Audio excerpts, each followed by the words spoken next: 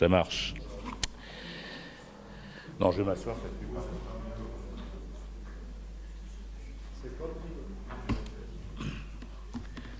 Bien. Alors,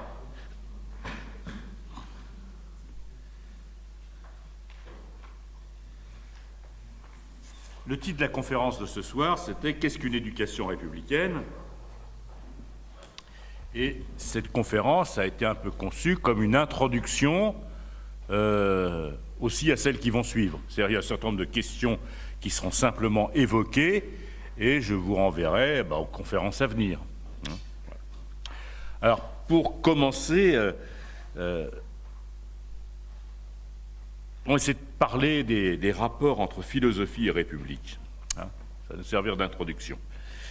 La question de l'éducation, comme question politique, est au centre des philosophies antiques, par exemple. On reparlera de Platon dans 2 mois. On la trouve aussi chez Aristote, elle est très importante. La vertu étant nécessaire à la vie de la cité, la vertu suppose l'éducation, puisque la vertu est une habitude, une disposition acquise par habitude.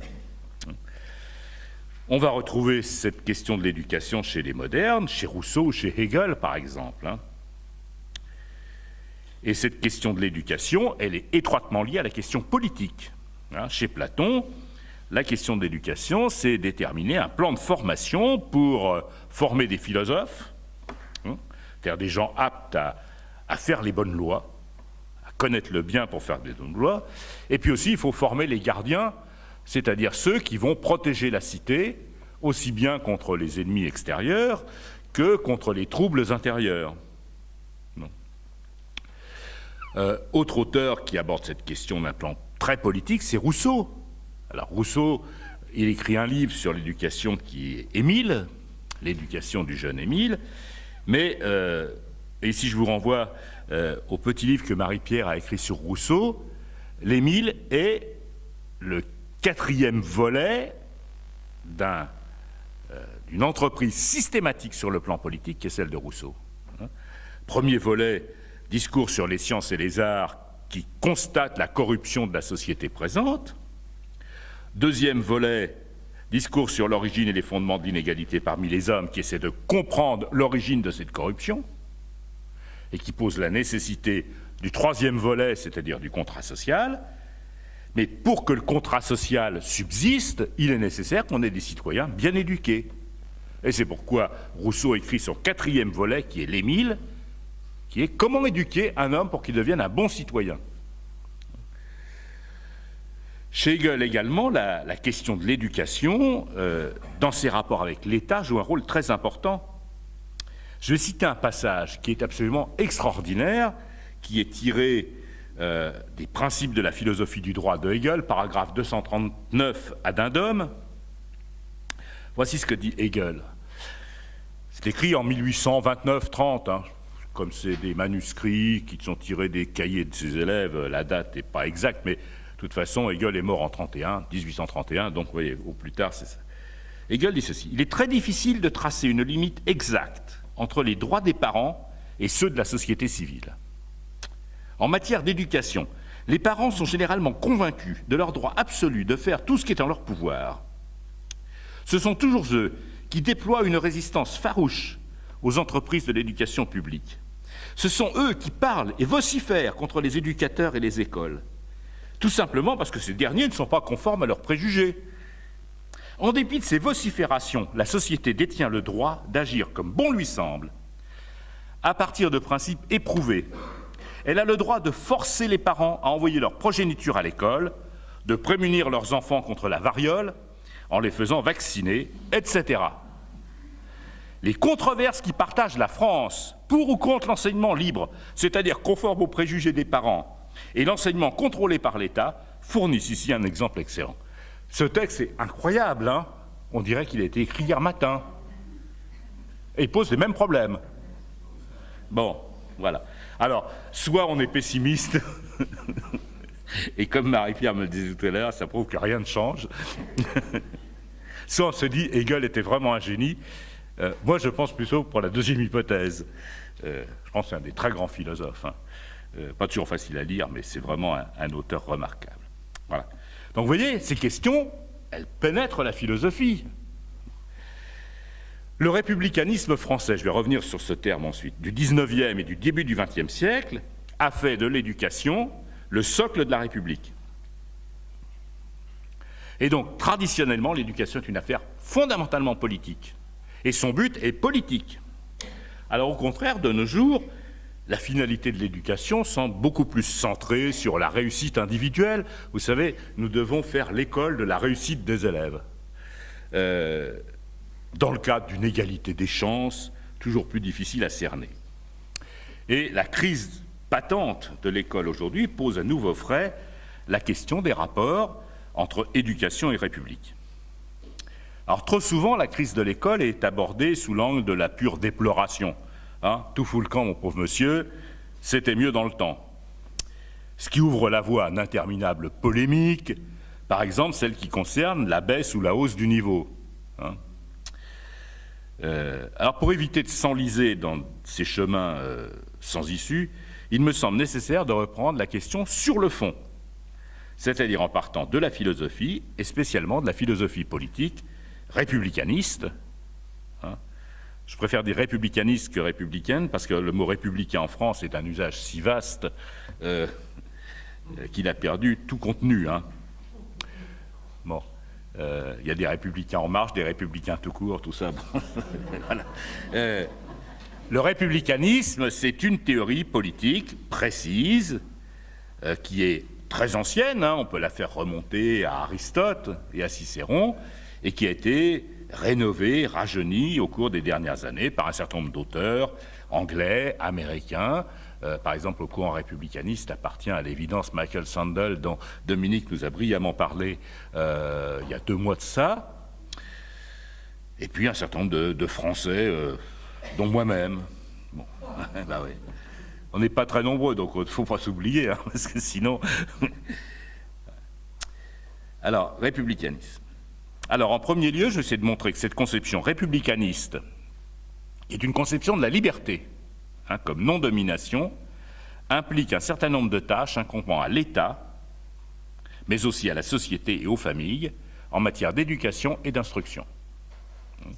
En second lieu, je rappellerai la place spécifique de l'instruction publique dans l'ordre républicain, quelles sont ses finalités et ses visées.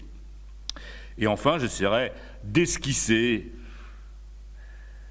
une histoire, si j'ose dire, de l'école républicaine, en montrant les écarts, les contradictions entre le modèle et la réalité effective. Je montrerai également comment un certain gauchisme anti-républicain et anti-école a de fait labouré la destruction de l'école républicaine, mais aussi, plus largement, a rendu plus difficile toute éducation. Et ici, je ne parle pas simplement de l'instruction publique, mais tout simplement le fait d'avoir des élèves bien élevés. Et on devra constater que, loin d'aller dans le sens des promesses émancipatrices de l'école, toute une critique de l'école qui s'est développée au cours des dernières décennies, menée conjointement par certains courants et par les institutions étatiques, a finalement tourné le dos à ces ambitions émancipatrices qui étaient celles de l'école. Alors, première partie, donc, concernant le républicanisme, l'éducation et l'instruction. Alors, pour ça, il faut donner quelques définitions. Je définis, moi, la République comme un idéal politique. Un idéal politique. La République, ce n'est pas la République française, ici et maintenant, ce n'est pas la Ve République, sur laquelle il y aurait beaucoup de choses à dire. La République, c'est un idéal politique qui met en centre la promotion de la liberté, et de la liberté comme non-domination. Alors, qu'est-ce que ça veut dire? Schématiquement, on peut repérer 3 conceptions de la liberté, au sens politique.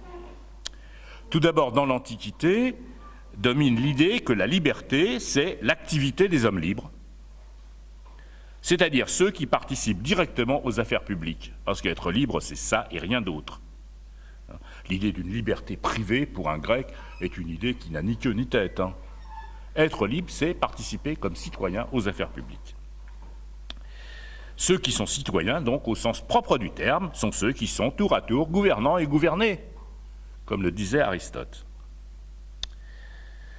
Deuxième conception, qui en est en quelque sorte l'inverse, c'est la conception qui a été imposée par le libéralisme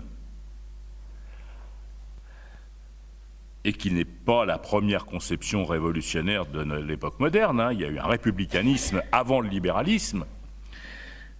Si on prend l'histoire anglaise, l'Angleterre a été républicaine à partir des années 1640 et elle est devenue libérale à la suite de la restauration de la monarchie, puis des nouveaux troubles qui débouchent sur le Bill of Rights en 1696.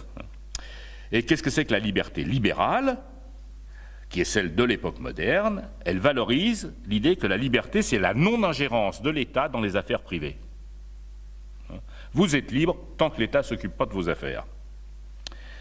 Et la liberté, dans ce cadre-là, se résumerait aux droits individuels et n'inclurait d'ailleurs pas nécessairement les droits politiques. Un certain nombre de penseurs libéraux, on est très loin, ils disent si vous donnez les droits politiques à tout le monde, c'en est fini de la liberté, parce que par exemple, comme la majorité des gens sont dépourvus de propriété, si vous leur donnez le droit politique, cette majorité va supprimer la propriété, ou s'en prendre à la propriété des riches, et donc le droit de propriété disparaîtrait.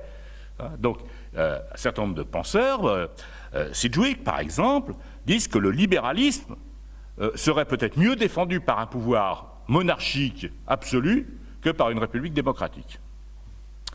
Dès lors que la liberté se résume à la garantie de mes droits individuels, on ne m'embête pas dans ce que je fais chez moi, on ne touche pas à ma propriété qui est sacrée, et j'ai le droit de faire du commerce comme bon me semble.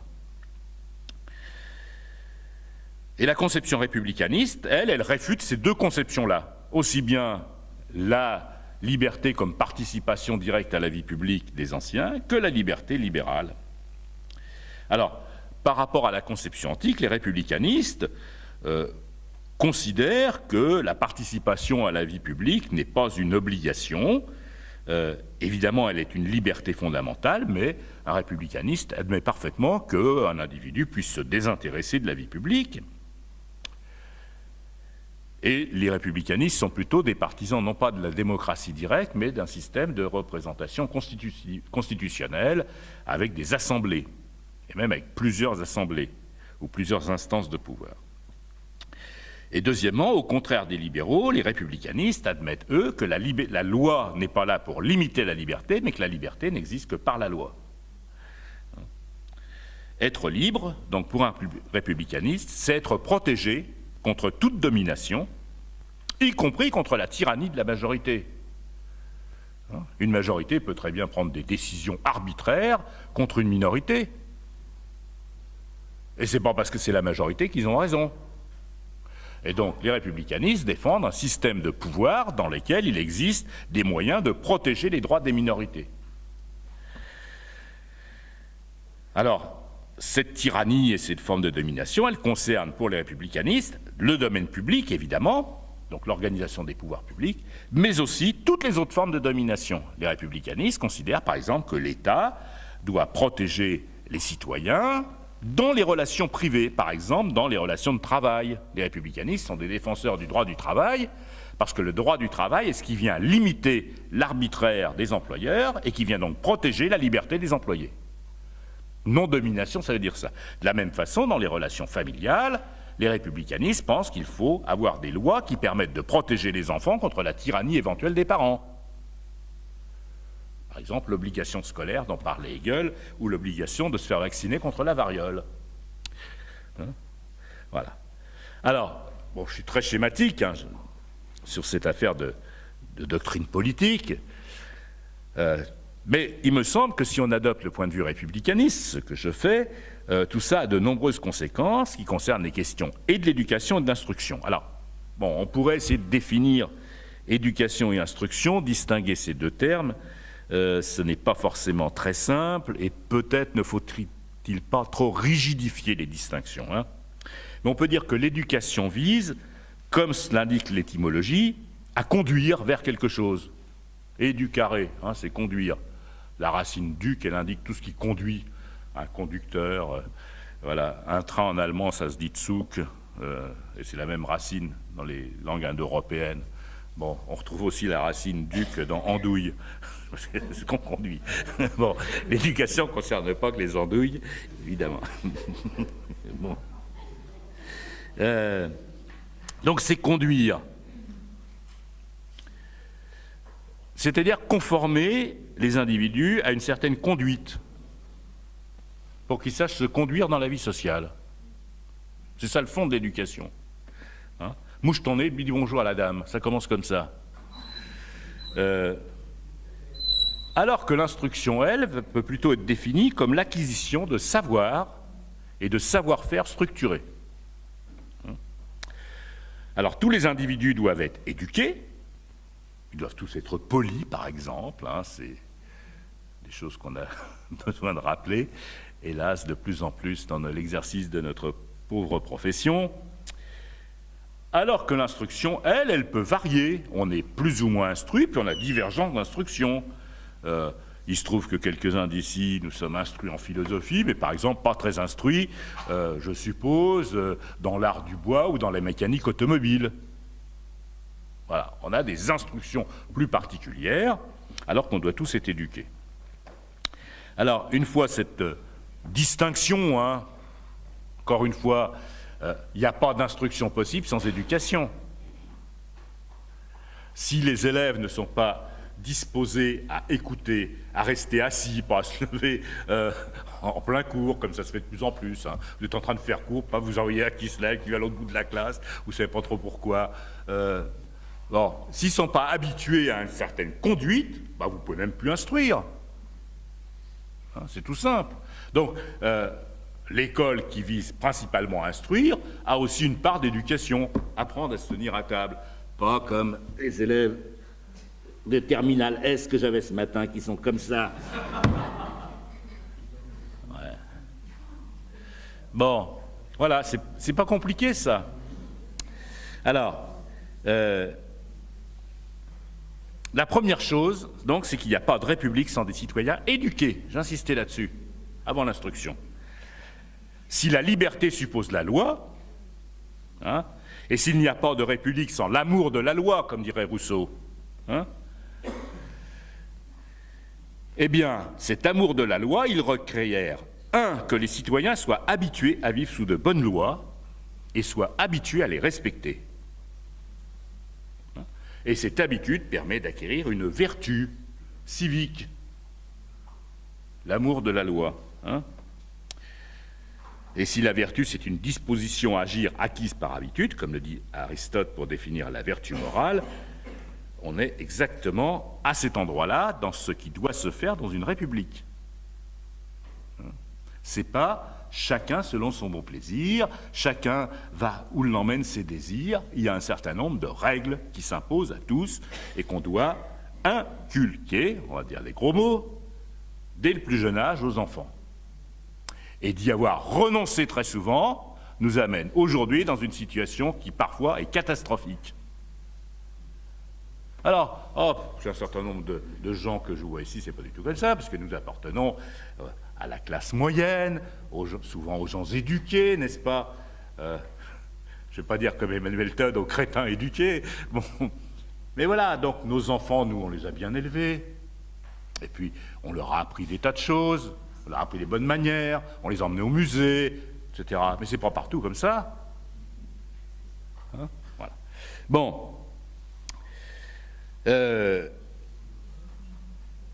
les lois donnent un certain type d'éducation. Les lois elles-mêmes. Par exemple, si la loi tolère ce que les anciens appelaient la pléonexie, c'est-à-dire le fait d'avoir trop de tout.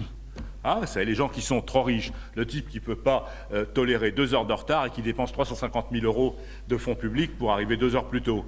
Je parle de personne là. Hein. Les gens qui sont habitués à ce que ça leur tombe tout cuit. Comme cette ministre du Travail qui taxe les retraités de la CSG et qui, elle, met en place une réforme de l'impôt sur les grandes fortunes qui lui économise la bagatelle de 62 000 € par an. Ben, c'est rien pour eux, 62 000 €. Évidemment. Bon, c'est le salaire de 2 professeurs, à peu près. Ben, c'est rien pour eux. Voilà. Donc, si la loi tolère la pléonexie, si elle tolère l'excès de richesse à un pôle de la société et l'excès de pauvreté à l'autre bout, eh bien la société partira à volo. Hein. Si au contraire la loi interdit cela et apprend à tout le monde le sens de la juste mesure, alors la société peut continuer d'exister. La loi doit justement donc nous interdire de penser qu'il est bon de vouloir s'enrichir sans mesure. Bon, vous avez remarqué qu'on en est loin, puisque la loi nous dit exactement le contraire aujourd'hui. Les hommes politiques nous enseignent que ce qui est bon, c'est de vouloir devenir millionnaire. Hein, c'est milliardaire même, peut-être. Hein. Ouais, faut quand même pas faire petit bras. Hein. Millionnaire, c'est quand même plus rien maintenant. Donc milliardaire. Si on éduque les enfants dans cette idée-là, eh bien on aura une société de voyous, vous n'éprouvez rien. Parce que si le but de la vie, c'est de devenir de plus en plus riche, pour devenir très riche, il y a des tas de moyens. Par exemple, le trafic de la drogue, par exemple, les escroqueries. Bon, là aussi dans le monde politique, ils s'y connaissent un petit peu, donc, etc., etc. C'est une question essentielle. L'éducation, c'est la loi qui les fait. Et le respect de la loi est le premier facteur d'éducation. Et du même coup, d'ailleurs, les parents sont obligés d'éduquer leurs enfants dans ce respect de la loi, si eux-mêmes ils sont contraints. Bon. Donc l'éducation, elle doit inculquer les règles de la vie civile, aussi, dont ces règles minimales, qui sont celles de la politesse. D'où ça vient le mot politesse? Du grec polis. Polis, c'est la cité. La politesse, c'est la vertu minimale de la vie civique. Hein, d'ailleurs, politesse, c'est du grec, et on parle de civilité pour parler latin. Parce que nous parlons grec et latin, nous, suivant les occasions. Les vertus traditionnelles, honnêteté, courage, sens de la justice, magnanimité, constituent la base de toute bonne leçon de morale. Elles constituaient, au demeurant, la base de cette morale que nous apprenions à l'école primaire d'antan. Vous savez, cette vieille école dont plus personne n'entend parler, hein. Mais j'ai encore ce souvenir, quand je rentrais à l'école le matin, la maîtresse avait écrit au tableau la leçon de morale de jour que nous devions commencer par lire. Et donc là, la République s'était donné un objectif. Alors, tout ça c'est devenu l'objet de risées de la part des belles gens, des esprits supérieurs. C'est pourtant le fond de la possibilité d'une vie commune. Alors, toutes ces vertus sont des vertus qui peuvent s'acquérir dans la sphère publique, par l'action de l'État, mais qui doivent aussi s'acquérir dans toutes les autres sphères de la vie sociale, à commencer par la famille. Hein? Tout ça, c'est assez évident, et je me contente ici de le rappeler.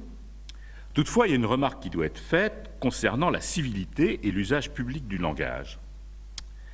Concernant la civilité, on sait bien qu'il ne va plus du tout de soi, aujourd'hui, que les jeunes gens cèdent leur place aux personnes âgées dans les transports en commun. Hein? Pour prendre que ce seul exemple. Hein. Il y a ça deux explications. Tout d'abord, l'idée de s'effacer devant quelqu'un, parce qu'il y aurait une sorte de hiérarchie, que les personnes âgées méritent plus de respect que les jeunes blancs-becs, eh bien cette idée-là est devenue dans notre société inacceptable. C'est une idée aberrante. Pourquoi? Parce que qu'est-ce qu'on valorise? Non pas ce respect des individus, on valorise les gagnants, c'est-à-dire celui qui arrive le premier. Si vous êtes le premier à trouver le siège, ben vous avez gagné, et il n'y a pas de raison que vous cédiez votre siège à un canard boiteux qui n'arrive pas assez vite pour se prendre son siège dans l'autobus. C'est-à-dire que les idéaux sociaux que l'on inculque à la télévision, dans les chroniques des chroniqueurs économiques, qui...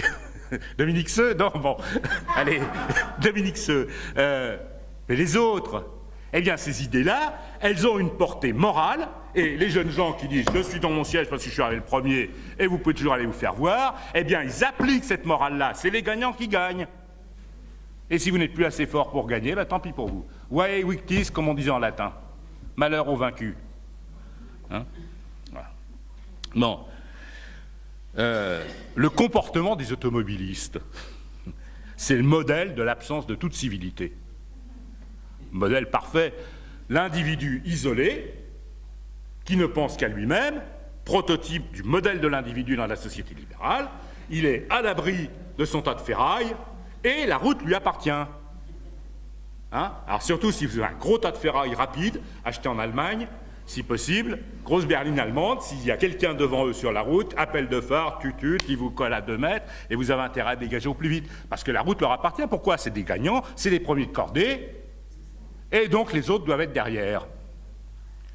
Il y a parfaite homologie entre nos comportements moraux les plus inacceptables et les valeurs sociales dominantes aujourd'hui. En deuxième lieu, pourquoi on ne s'efface plus? Pourquoi? Parce que nous sommes tous égaux. Ouais. Et que la moindre discrimination, ou prétendue discrimination, est vécue comme une injustice insupportable. Les vieux ne doivent pas avoir de traitement de faveur qui irait au détriment des jeunes. D'autant que les vieux, comme vous le savez, sont dépassés et que les jeunes sont les véritables modèles à suivre, puisque c'est eux qui savent tout. Que nous, on n'y connaît rien. D'ailleurs, ils ont des tas de machines qui savent manipuler. Nous, on ne sait pas ce que c'est. Bon, on peut leur faire remarquer que c'est nous qui les inventons, les machines qu'ils ont. Tout de même, soit dit en passant. Mais c'est ça, et ça, c'est pas eux qui l'inventent, c'est pas les jeunes qu'il faut incriminer. Ceux qui l'inventent, ce sont nos dirigeants politiques qui répètent ça matin, midi et soir. Le jeunisme. En plus, nous, on a un président jeune, vous voyez, tout dit. Concernant maintenant, non pas la civilité, mais le langage courant, on peut observer une montée régulière de la vulgarité et de la grossièreté. Les cours de récréation, ça devient des choses assez infernales. La manière dont parlent des jeunes filles parfois, moi qui suis un peu vieux jeu, ça me choque. Bon, je ne vais pas vous dire ce qu'on entend, parce que c'est comme les enfants bien élevés à qui on a interdit de dire des gros mots, qui ne veulent surtout pas les répéter quand on leur demande même de répéter quel gros mot tu as entendu, parce qu'ils ne peuvent pas le dire. Bon, donc j'essaierai de ne pas les dire. Mais ça vient de quoi, ça? Ça vient du fait. Alors, il y a des temps d'influence diverses. On pourrait signaler celle du cinéma américain, qui est d'une grossièreté remarquable depuis une trentaine d'années. Là, on peut le dire, parce qu'en anglais, il y a fuck, tous les 5 mots, dans beaucoup de films. Il y a une grossièreté incroyable, l'absence de civilité. L'exemple, d'ailleurs, de ce qu'est une partie de l'Amérique, pas toute l'Amérique, c'est Donald Trump. Ben oui, cet homme est représentatif de quelque chose, et de la montée de cette incivilité dans nos sociétés. Et puis, nous savons aujourd'hui que les présentateurs de radio, de télévision, parlent souvent comme des charretiers. À des heures de grande écoute, on entend des choses épouvantables qui auparavant auraient valu le licenciement immédiat du présentateur. Et maintenant, ça fait partie du vocabulaire courant. Je crois que quand un groupe de musiciens a pris comme nom « Nique ta mère », je crois qu'un pas a été franchi ce jour-là. Vous pensez qu'il y a 50 ans, un groupe aurait pu s'appeler « Nique ta mère » ? Non, il s'appelle « Nique ta mère ». La grossièreté des mots et des expressions dont les élèves usent entre eux parfois, et parfois avec les professeurs, parfois avec les professeurs, tout naturellement, sans vouloir le mal. Ils n'ont pas du tout envie de nous insulter. Mais ils parlent comme ils parleraient avec leurs copains. Bon, eh bien, ça témoigne d'une brutalisation générale de la société et d'un abaissement considérable de ce que Freud appelait le surmoi, dont Freud disait qu'il est un patrimoine de la civilisation. Bon, ces considérations étant faites, l'éducation, donc, c'est le premier point. Pas de république sans une bonne éducation. Deuxième point, l'instruction. L'instruction pour tous. Le droit à l'instruction figure parmi ce qu'on appelle les droits créances, qu'on distingue des droits titres. Les droits titres, c'est le droit de faire quelque chose, le droit de pratiquer la religion de son choix ou de n'en pratiquer aucune si ça vous chante. Ça, c'est un droit titre. Le droit créance, c'est le droit à quelque chose. Le droit à la santé, le droit à la retraite, le droit à l'emploi, le droit au logement. Le droit à l'instruction fait partie de ces droits créances qui ont été codifiés dans notre Constitution, avec le préambule de 1946, qui est annexé à la Constitution actuelle. Et en effet, l'instruction est un facteur clé d'une stratégie de la liberté comme non-domination. Pourquoi? Parce que l'instruction permet à l'individu de penser par lui-même, donc de ne plus vivre sous la coupe d'un tuteur qui lui dicte ce qu'il doit penser et faire. Bon, ça, c'est le fameux texte de Kant, « Qu'est-ce que les Lumières ?», qui commence par ça. Ose te servir de ton entendement pour ne plus être sous la coupe du médecin, de l'officier ou du prêtre. C'est les trois figures d'autorité que cite Kant. L'instruction a un aspect qui est directement lié à la transmission des savoirs. Transmission. Un enfant ne peut pas apprendre si on ne lui transmet pas. Nous avons des choses à leur donner. Ceux qui disent l'enfant construit lui-même son savoir, c'est qu'ils disent « j'ai plus rien à te donner, donc je te dois rien ». Derrière l'apparente valorisation de l'enfant, c'est en fait un profond mépris et un égoïsme invraisemblable qui s'est développé. Derrière cette idée, les enfants construisent eux-mêmes leur savoir. Loi Jospin 1989. Faut rappeler les noms des responsables de tout ça aussi. Donc, aspect de transmission du savoir, puis un autre aspect qui vient de la discussion, de la participation au dialogue des aînés, de la formation de sa propre capacité argumentative, parce que on ne s'instruit pas tout seul, ou tout seul on ne s'instruit qu'incomplètement. L'instruction est une activité sociale. L'instruction est une activité sociale. Bon. Deuxièmement, l'instruction permet de s'éclairer. On avait commencé, puisque c'est notre 10e année, la première, c'était les Lumières. Bon, on doit continuer de s'éclairer. Et s'éclairer, ça permet de sortir de la tyrannie du préjugé et de l'opinion. Car les premiers tyrans sont là. Ce ne sont pas des hommes qui nous tyrannisent d'abord, ce sont nos propres préjugés qui nous tyrannisent. Et nous ne pouvons être tyrannisés par d'autres hommes que parce que nous sommes déjà tyrannisés par nos préjugés. L'instruction permet de se défaire des superstitions et des vaines craintes. Et de ce point de vue, l'école est bien libératrice. Voilà. Alors évidemment, ça peut rentrer en conflit avec toutes les petites entreprises qui vivent justement du préjugé et des vaines craintes. C'est pourquoi l'école publique dans ce pays a rencontré d'abord l'hostilité de l'Église catholique qui a lutté tant qu'elle a pu contre l'école sans Dieu. Bon, fort heureusement, la République était sérieuse et quand les parents ne voulaient pas emmener leurs enfants à l'école sans Dieu, les gendarmes allaient les chercher, même dans les cours de ferme. Voilà, la société a le droit de contraindre les familles. C'est ça la liberté. Troisièmement, par l'instruction, le citoyen peut porter un jugement éclairé et participer à la vie politique de son pays. Voilà. Si on s'instruit, il y a un certain nombre de bobards que l'on n'acceptera plus. Par exemple, je ne sais pas, dans le domaine économique, etc.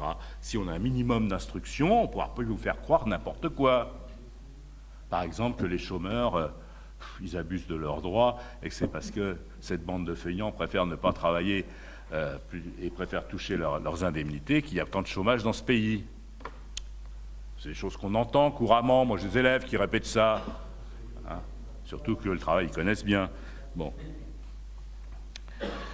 Donc, porter un jugement, ne pas se laisser avoir, ne pas se laisser embobiner par les beaux parleurs. C'est à ça que ça sert, l'instruction. Donc, en ça, elle nous libère. Bon. Quatrièmement, l'instruction permet également de réunir toutes les conditions nécessaires pour que l'on puisse choisir sa propre vie et sa profession. Parce qu'évidemment, la liberté, c'est aussi de choisir son occupation. Si je préfère être serrurier, couvreur ou ingénieur, ou médecin, eh bien, c'est une liberté fondamentale. Nous ne sommes plus dans des sociétés où on ne rentre dans certaines professions que si on y est intégré par ses parents, on n'a pas de numerus clausus, etc. Les individus doivent pouvoir librement choisir leur profession. Et c'est en ça que l'instruction, elle fournit les réquisites pour pouvoir se permettre ce choix-là. Et enfin, Dernièrement, cinquièmement, l'instruction permet d'apprécier pleinement la culture de son propre pays et celle des autres. En l'absence d'instruction, eh bien, vous tombez devant une toile dans un musée, ça ne vous dit rien du tout, si vous n'y avez pas été éduqué à ça. Comment voulez-vous participer à la culture de votre pays, à la littérature, surtout nous sommes un pays de grande culture tout de même, si vous n'avez pas eu cette instruction. Voilà. Et ça, c'est aussi une liberté. Et donc l'instruction permet de bien comprendre en quoi consiste la liberté républicaine. Un libéral penserait que l'État n'a pas à s'ingérer dans les choix des individus. Et si certaines familles ne veulent pas envoyer leurs enfants à l'école, on n'a pas à les contraindre. Les républicains, au contraire, font de l'obligation de scolaire une liberté fondamentale. Comme dirait Rousseau, s'il ne veut pas être libre, on l'obligera à être libre. Mais oui, alors ça c'est un paradoxe sur lequel Rousseau est un spécialiste de rhétorique, donc il aime bien ce genre de formule. Mais elle est profonde, cette formule. Parce que bien souvent, c'est la liberté, c'est la loi qui libère, et la liberté qui opprime. Vous mettez un renard dans un poulailler, le renard, il est libre, mais pas les poules. Je ne vais pas raconter mon histoire de poulailler et de renard, c'est un douloureux souvenir d'enfance. Parce que moi, j'étais censé fermer le poulailler chez moi. Et c'était au fond de la cour, et il faisait noir, et moi j'avais toujours un peu peur d'aller là-bas. Et un jour, je ne suis pas allé, quoi. Et cet imbécile de renard est passé, il a tué 30 poules. Il en a pris 2 ou 3, le reste, il les a étranglées sur place. Ça, c'est la bonté des animaux, plein de compassion. Bon, je passe sur ce renard. Voilà. Donc, la liberté de l'enseignement dans notre pays, elle consiste seulement dans un fait, c'est que les parents peuvent choisir entre l'école publique, l'école privée ou le précepteur. Mais, quel que soit le choix fait par les parents, l'institution, protection de l'enfance, etc., doit s'assurer que tous les enfants, pour un âge donné, ont pu acquérir les mêmes savoirs fondamentaux. Vous voulez élever vos enfants vous-même, vous les gardez à la maison, vous avez parfaitement le droit. L'État ne va pas vous en empêcher. Par contre, quelqu'un viendra vérifier que votre enfant, à 6 ans, il a commencé d'apprendre à lire. Donc, alors, peut-être même cette liberté de l'enseignement qui est garantie par la République est-elle encore un peu trop large, Enfin, moi, je me pose cette question, parce qu'elle laisse peut-être un peu trop de loisirs pour les parents d'embrigader leurs enfants selon leur doctrine. Et comme vous le savez, ce n'est pas une question secondaire, celle-là non plus aujourd'hui. En tous les cas, nous devons définir les rôles respectifs de la puissance publique et des familles. Le républicanisme doit protéger les enfants contre la domination des adultes, ce qui ne veut pas dire que les enfants jouissent des mêmes droits que les adultes, ce qui serait absurde, mais que les ingérences des adultes dans la vie des enfants ne doivent pas être arbitraires, mais guidées uniquement par le souci du bien propre des enfants. Par exemple, ils ne doivent pas les mettre au travail trop tôt parce que ça rapporterait de l'argent à la famille. L'interdiction du travail des mineurs, ça a été une longue bataille. Et d'ailleurs, quand on a commencé à interdire le travail des mineurs, les représentants du MEDEF de l'époque, qui s'appelait autrement, c'était le comité des forges par exemple, disaient « Mais si vous interdisez le travail des mineurs, vous ruinez l'économie, là c'est fini. On va mettre la clé sous la porte, la compétitivité, qu'est-ce que vous en faites ?» Déjà, c'était les mêmes discours. Vous prenez les discours des patrons en 1850 et aujourd'hui, c'est les mêmes, mais à la virgule près parfois. Ce qui prouve que ces gens sont modernes. Donc, ils ont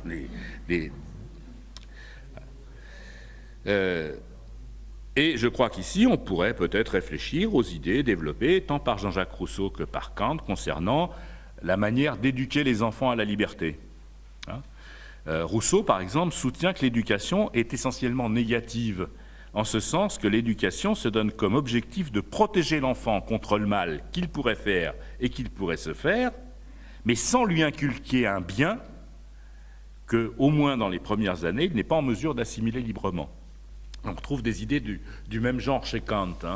Surveiller les enfants pour pas qu'ils fassent de bêtises, les protéger contre eux-mêmes, mais les laisser librement grandir. Bon, Dans tous les cas, c'est un point qu'il faudrait discuter. Peut-être qu'on en discutera justement quand on s'interrogera sur les méthodes d'éducation, les pédagogies nouvelles, etc. Bon. Il est impossible d'entrer dans le détail, mais on a ici quelques lignes directrices qui devraient permettre de délimiter le champ d'une intervention éventuelle de la puissance publique dans la protection des enfants. On peut admettre, par exemple, que des adultes entrent librement dans des sectes, puisque les adultes sont censés être aptes à se déterminer eux-mêmes sans que l'État vienne leur dire quelle conception englobante de la vie ils doivent adopter. S'ils veulent suivre quelques prophètes légèrement égarés, après tout, libre à eux. On ne peut pas non plus transformer l'État en père de famille qui protège les citoyens contre leurs propres bêtises. Tant que leurs propres bêtises ne nuisent pas aux autres, on peut laisser les gens assumer leurs bêtises. Le problème tout de même se pose en ce qui concerne les enfants qui sont élevés dans ces sectes. Eh oui. Ils sont élevés à l'écart des autres enfants de leur âge et à l'écart des formes normales de socialisation. Et on pourrait faire valoir que, alors certains le disent, disent ouais, de toute façon, il n'y a pas de différence entre les sectes et une éducation religieuse ordinaire. Cette différence n'est pas toujours claire. Il me semble que c'est faux. Un jeune enfant élevé dans la religion catholique ou la religion juive ou la religion musulmane, ou ce qu'on veut, grandit, s'éduque, se forme pour l'essentiel dans un milieu où il n'est pas coupé des autres enfants. Que ces autres enfants aient la même religion que lui, une autre ou pas de religion du tout. Ce qui, à l'évidence, n'est pas le cas des enfants embrigadés dans les sectes. Donc on pourrait se poser la question de comment protéger les enfants contre les comportements sectaires de leurs parents. Ça, c'est un point qui a été un peu abordé, qui a été le cheval de bataille de certaines personnes. Par exemple, Catherine Picard, qui est très engagée dans cette lutte contre les sectes, que certains d'entre vous connaissent, puisqu'elle est de notre département. Elle était conseillère générale, régionale, elle a même été députée à un moment, je crois, Catherine. Voilà. Bon, voilà, des points qu'on pourrait discuter. Et si les droits des parents en matière d'éducation doivent être respectés, c'est avant tout en tant que ces droits sont essentiellement des devoirs. Les parents ne sont pas propriétaires des enfants, ils ne sont que ceux à qui incombe naturellement le devoir de les aider à entrer dans la vie sociale, à être institués. Instituer les enfants, apprendre à ce qu'ils se tiennent debout. Ce point étant posé, il reste que les garanties publiques concernant l'éducation sont seulement des garanties négatives. Il y a une instruction publique, mais pas d'éducation publique. Les parents restent les premiers éducateurs. Et on pourrait invoquer ici une sorte de droit naturel, si on veut, mais c'est surtout, je crois, l'irréductible pluralité des individus qui ne peut exister que sous cette forme. Sinon, il faut éduquer tous les enfants pareillement, exactement, dans des institutions étatiques, donc les retirer à leurs parents. Je connais des gens qui défendent ça. Marcella Yacoub, par exemple, éminente féministe et professeure de droit, considère que l'éducation des enfants par les parents est une catastrophe, que si on était vraiment égalitaire, on devrait retirer les enfants à leurs parents. Comme en plus elle est pour la suppression des parents, puisqu'elle pense qu'il faut à tout prix et au plus vite mettre au point l'exogénèse, c'est-à-dire l'utérus artificiel. Bon. Alors il y a des gens qui soutiennent ce genre de thèse. Marcella Yacoub est professeure à Paris-X quand même. C'est pas la directrice d'une secte. Et puis c'est une des chroniqueuses régulières de ce grand journal qui est Libération. Voilà. Alors, venons maintenant, après l'éducation, à l'instruction publique. Nature de l'instruction publique, de l'enseignement public. Pour les raisons qu'on vient d'évoquer, s'impose la nécessité d'un système d'enseignement public puissant, qui soit gratuit et qui est le moyen privilégié pour réaliser l'obligation scolaire. Le libéralisme propriétarien, celui qui considère que les ingérences de l'État doivent être évitées, là où l'indépendance des individus peut décider sans porter de dommages aux autres individus, eh bien, ce libéralisme propriétarien est généralement favorable à la liberté de l'enseignement. Les républicanistes, au contraire, considèrent que la loi doit protéger les enfants contre la domination, c'est-à-dire en premier lieu interdire le travail des enfants, leur garantir une instruction publique solide, non soumise aux intérêts des puissances financières dominantes, et destinée à leur assurer les conditions de l'autonomie et de la participation à leur propre culture et à la culture des autres peuples. Et garantir les conditions de l'autonomie, c'est d'abord et avant tout garantir la transmission des savoirs hérités et de la tradition dans laquelle ils s'inscrivent. Ce qui implique donc que l'instruction est obligatoire et ne peut pas être laissée à l'arbitraire individuel des particuliers, fussent-ils les parents.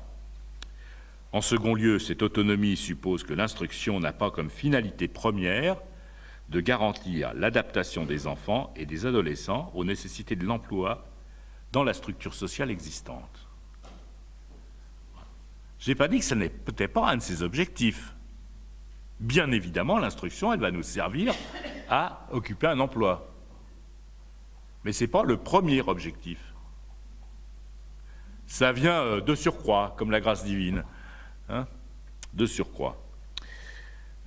Les programmes scolaires doivent donc être conçus en fonction de l'idéal du citoyen éclairé, qui est à la base du républicanisme, et non en fonction des avantages économiques qu'on en pourrait retirer.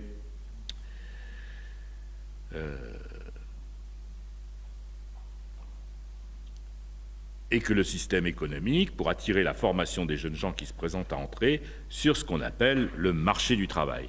De ce point de vue, le républicanisme assume totalement l'idéal classique des humanités.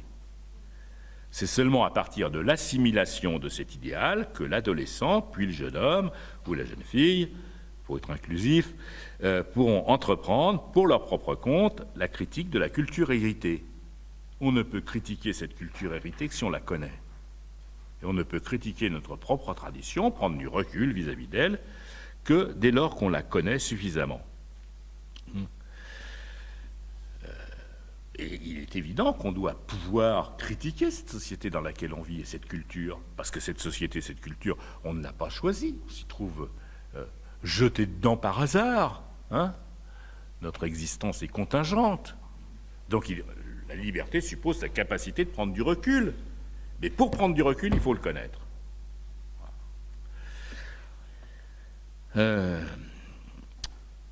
Quand nous parlons ici de critiquer, il faudrait évidemment l'entendre dans le sens le plus large, qui inclut la possibilité ouverte à chacun de rejeter, mais aussi d'accepter cet héritage, qui est celui d'un peuple qui est partie prenante d'une nation républicaine. Ce qui a fait la force de l'école de la Troisième République, c'est précisément d'avoir tenté d'assurer cette unification entre une tradition ancienne, celle des humanités, celle des études classiques, qui remonte au moins à la Renaissance, une tradition ancienne, et la nécessité d'une culture scientifique tournée, elle, vers la science et vers l'avenir.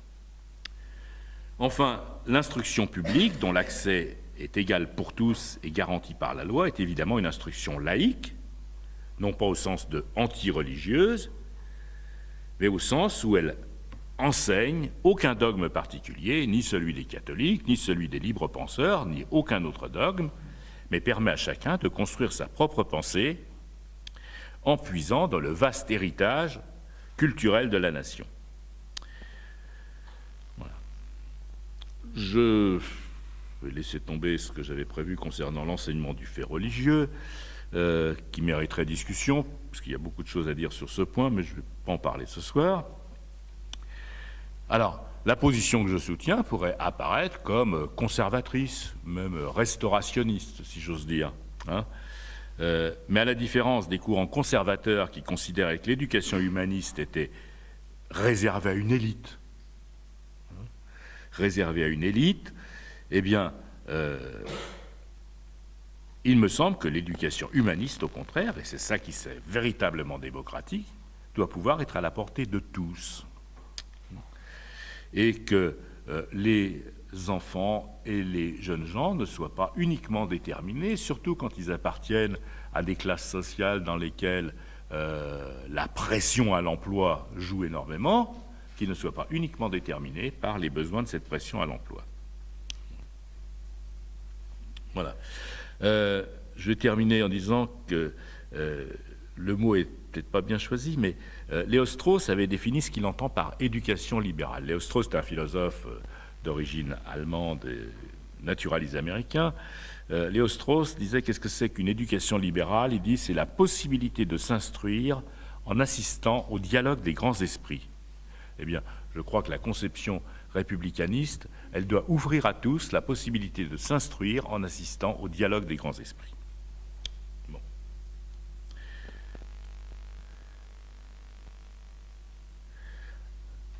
Voilà.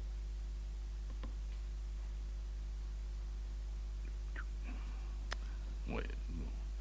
Alors, il faut maintenant essayer de comparer cet idéal à la réalité. Du point de vue républicaniste, il est évident que la communauté politique, sa cohésion, le respect des droits de chacun suppose une relative égalité des conditions, c'est-à-dire une égalité qui ne se limite pas à l'égalité de droit, laquelle s'accommode fort bien des plus grandes inégalités de fait. C'est ce qu'il faut examiner maintenant, et notamment, il est nécessaire d'essayer de voir l'écart qui existe entre l'idéal républicaniste et la réalité. Quand on considère la République effectivement existante dans notre pays, elle s'appelle République, elle a été soutenue par un certain nombre de penseurs importants. Les républicanistes du début du XXe siècle étaient des penseurs sérieux, de Bouglé, Bourgeois, jusqu'à Marcel Mauss. Mais cette République n'a jamais été une République sociale. Elle a toujours été une République bourgeoise, on va dire. Et bien que la République soit égalitariste par principe, dans la pratique, les plus grandes inégalités demeurent et sont même défendues et protégées, et l'école n'y échappe pas à ces inégalités. L'école publique, laïque, gratuite et obligatoire, telle qu'elle a été refondée, parce qu'il y a déjà une première tentative en 1848, mais telle qu'elle est refondée par les lois de Jules Ferry, dès le départ, elle s'inscrit dans un système double. Et donc, on n'a pas une école de la République. On a au moins deux écoles. Il y a d'une part cette école obligatoire issue de cette révolution par la loi, comme disait Jules Ferry, qui est l'école primaire avec son prolongement dans le primaire supérieur, qui est l'école qui est réservée aux classes populaires. Et puis à côté existe une autre filière qui est souvent encore largement payante, qui est centrée autour du lycée, le lycée qui va de la 6e jusqu'à la terminale, et qui va englober aussi en amont l'école primaire. Vous avez des grands lycées dans les centres-villes où on rentre en 11e. Et puis on arrive en terminale. On passe toute sa scolarité au même endroit. Voilà. Et donc on a deux systèmes qui se côtoient, qui s'adressent à des clientèles différentes. Le système des lycées a été mis au point par Napoléon, donc il n'est pas spécialement républicain. Il est mis au point par Napoléon, même si ensuite il a suivi de nombreuses modifications. Il s'adresse essentiellement aux classes dominantes. C'est le système pour les héritiers de l'aristocratie et de la bourgeoisie. Les ouvriers, eux, vont aller à l'école primaire, ordinaire. Alors, évidemment, ces deux systèmes ne sont pas étanches. Il existe de nombreuses passerelles qui vont se multiplier au fil du temps, mais c'est tout de même un système ouvertement de classe. Il y a deux écoles, une école pour les bourgeois, puis une école pour ceux qui ne sont pas bourgeois. Ça, c'est évidemment complètement contraire avec les principes dont se réclame la République. Bon, alors, il faut faire la part de tout ce qui a joué, parce que la République s'est établie dans ce pays dans des conditions un peu compliquées, avec des luttes assez sévères. La République est quand même proclamée en 1875 par une alliance de monarchistes qui se mettent d'accord pour choisir la République, c'est parce que c'est ce qui les divise le moins, puisque les uns sont pour le comte de Chambord et les autres pour le duc d'Orléans. Bon. Donc c'était une République qui ne commençait pas sur des fondements très révolutionnaires, il a fallu progresser petit à petit. Mais en tout cas, c'est donc un système ouvertement de classe, anti-républicain dans sa structure.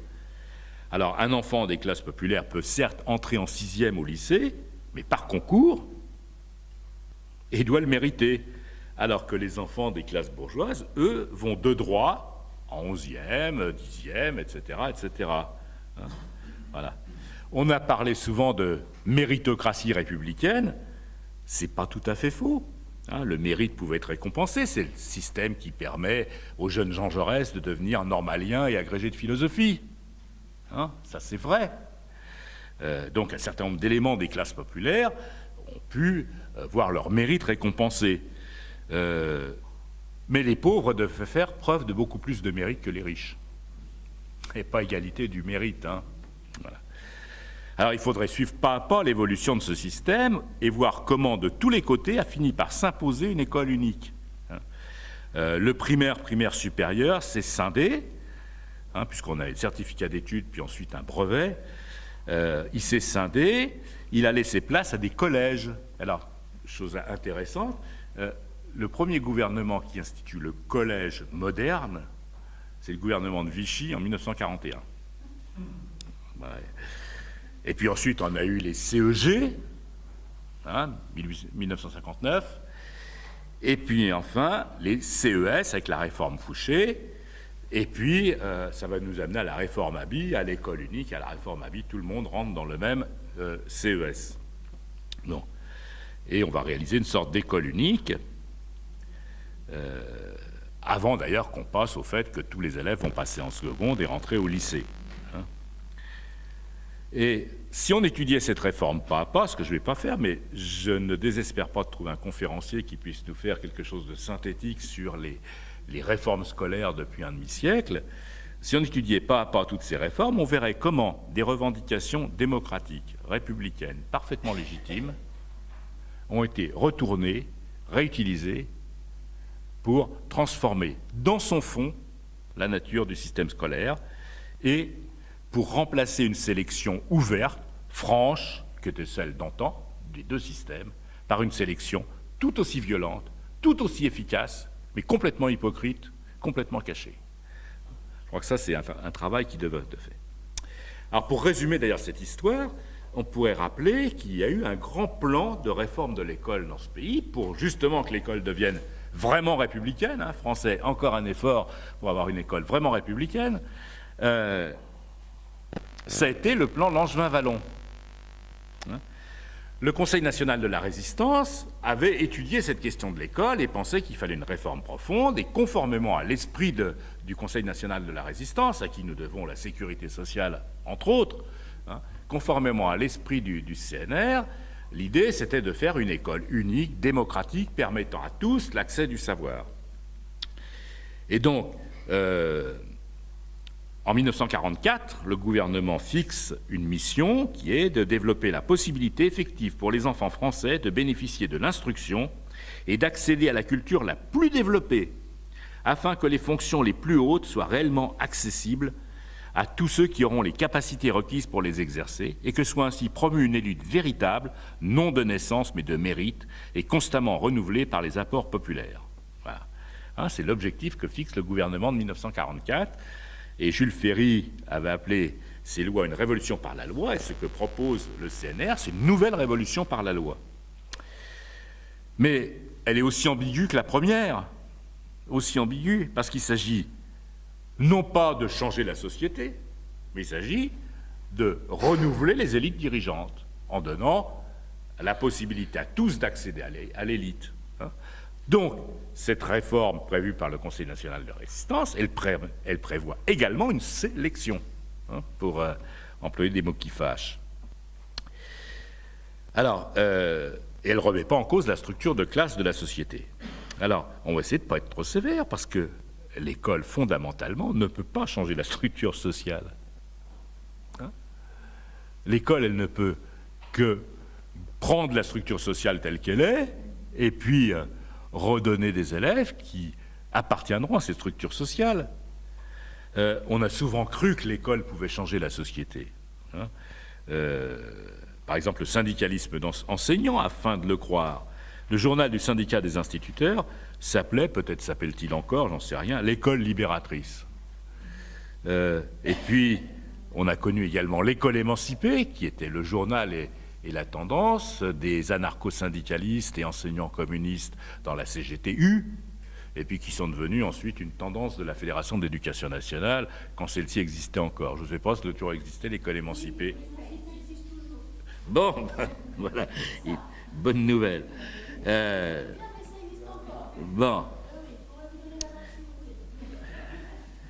En tout cas, ce qu'on peut demander de mieux à l'école, c'est pas de changer la société, mais de ce point de vue, le plan Langevin-Wallon est cohérent, hein, ne nous promet pas la lune. Ce qu'on peut demander de mieux à l'école, c'est de diffuser l'instruction la plus élevée possible pour tous. Tant que la société de classe existe, s'il y a des prolétaires et des bourgeois, pour reprendre les termes du manifeste communiste, bon, par contre, je crois qu'il est mieux que les prolétaires soient instruits. Et plus ils sont instruits, d'ailleurs, mieux ils sont armés pour se défendre contre leur patron.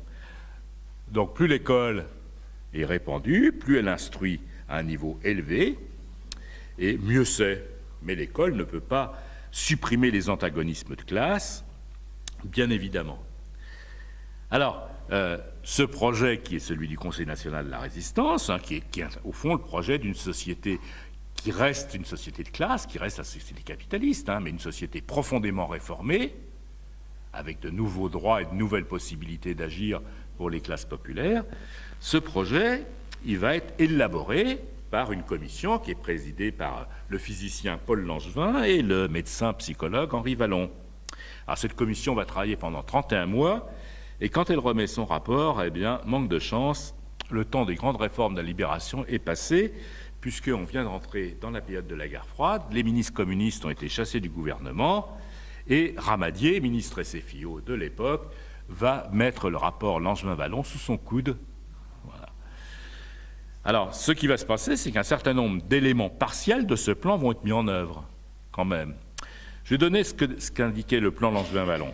Un enseignement gratuit, laïque, obligatoire jusqu'à l'âge de 18 ans. Hein, c'était 1900, propose 47, hein, quand le plan sort. Avec un corps professoral unique de la maternelle à l'université. Le plan prévoit de recruter tous les futurs maîtres après le baccalauréat de leur choix pour effectuer leurs 2 premières années préuniversitaires dans des écoles normales avant leurs 2 années de licence à l'université précédant leur nomination devant une classe. C'est sérieux, hein ? 2 années d'école normale, plus une licence, c'était bac plus 4 déjà, 1947, hein ? D'accord ? Bon, il prévoit un tronc commun pour les élèves de 11 à 15 ans, c'est-à-dire le premier degré de notre actuel secondaire, hein. Unification des programmes, alors de tous ces diverses écoles qui existaient à l'époque, qui étaient les cours complémentaires, les collèges, les lycées, et une volonté de démocratiser l'enseignement par la mise en place d'un collège unique, qui sera réalisé par la réforme Abi. On prévoit également d'orienter les élèves de 15-18 ans entre les 3 sections dans les enseignements obligatoires seront sanctionnés par un examen, alors suivant les cas, un CAP, un brevet d'éducation professionnelle ou le baccalauréat. Donc un système unique avec 3 types d'examens à la sortie. Il définit des conditions d'enseignement, par exemple 25 élèves maximum par classe. C'est bien, hein? Vive le plan Langevin-Wallon. 25 élèves par classe, et le respect des rythmes biologiques des enseignements avec des horaires suggérés qui vont qui intercalent 2 heures par jour, obligatoirement de repos, modulent les horaires suivant l'âge des enfants, etc. Bref, tout un système qui est assez bien réfléchi. Il préconise également, et ça c'est intéressant, une revalorisation du travail manuel. Donc, la grande culture d'un côté, le travail manuel de l'autre. Marx appelait ça enseignement polytechnique, avec l'accès de chacun en même temps à une solide culture, et il pose également le principe d'une éducation populaire accessible à tous tout au long de la vie. Et puis enfin, il veut former tous les maîtres à la pédagogie active, et notamment, eh bien, derrière Langevin-Wallon, il y a tout le mouvement de l'école nouvelle, dont on parlera un petit peu plus tard dans l'année. Et il prévoit également la création d'un corps de psychologues scolaires assurant le suivi psychologique de chaque élève pour mieux assurer son orientation. Bon, là, on est en train de le supprimer, hein, ce corps-là, qui avait fini par être créé. Ils ne sont pas encore totalement supprimés, mais c'est en bonne voie. Et puis, il organise une éducation morale, civique des élèves, visant la formation de l'homme et du citoyen. Et pour ne pas désavantager les enfants habitants des communes rurales, il propose une organisation spécifique de l'enseignement dans les régions rurales. Bon, voilà. Il y a un point qui est laissé dans l'ordre, c'est la mixité. On respecte encore école de garçons, école de filles. Hein. Voilà. Bon, voilà. Alors ce plan, au fond, il a guidé un certain nombre de réformes, hein. Mais bien souvent, ça a été non pas pour généraliser une école de l'exigence intellectuelle, hein, Jean-Pierre Terrail nous en parlera le mois prochain, mais pour diminuer le niveau des exigences intellectuelles et diminuer le niveau de l'instruction. Si on reprend par exemple ce qu'étaient les manuels scolaires des années 1930, pour des élèves de 6e, 5e, 4e, hein, et on les met aujourd'hui, pas un élève ne passe en 3e, hein, de nos élèves bacheliers. Il n'y en a pas un, ils sont tous recalés. Parce que le niveau de ces manuels était nettement plus élevé, le niveau d'exigence était bien plus élevé qu'aujourd'hui. Et donc, on a bien réalisé une partie du plan Langevin-Wallon, c'est-à-dire on a ouvert l'école à tous, mais à un prix fort qui était la baisse du niveau. Alors, comme l'école républicaine n'a pas été ce qu'on espérait d'elle, eh bien, on a pu voir se développer une critique radicale de l'institution scolaire. Hein, je vais dire quelques mots de cette critique radicale, puis je vais m'arrêter. Face à cette école qui restait une école de classe, eh bien, s'est développée une critique qui va dans plusieurs sens. D'abord, il y a une critique des réformateurs pédagogiques. Notamment, il y a eu beaucoup d'expériences en Union soviétique au début des années 20.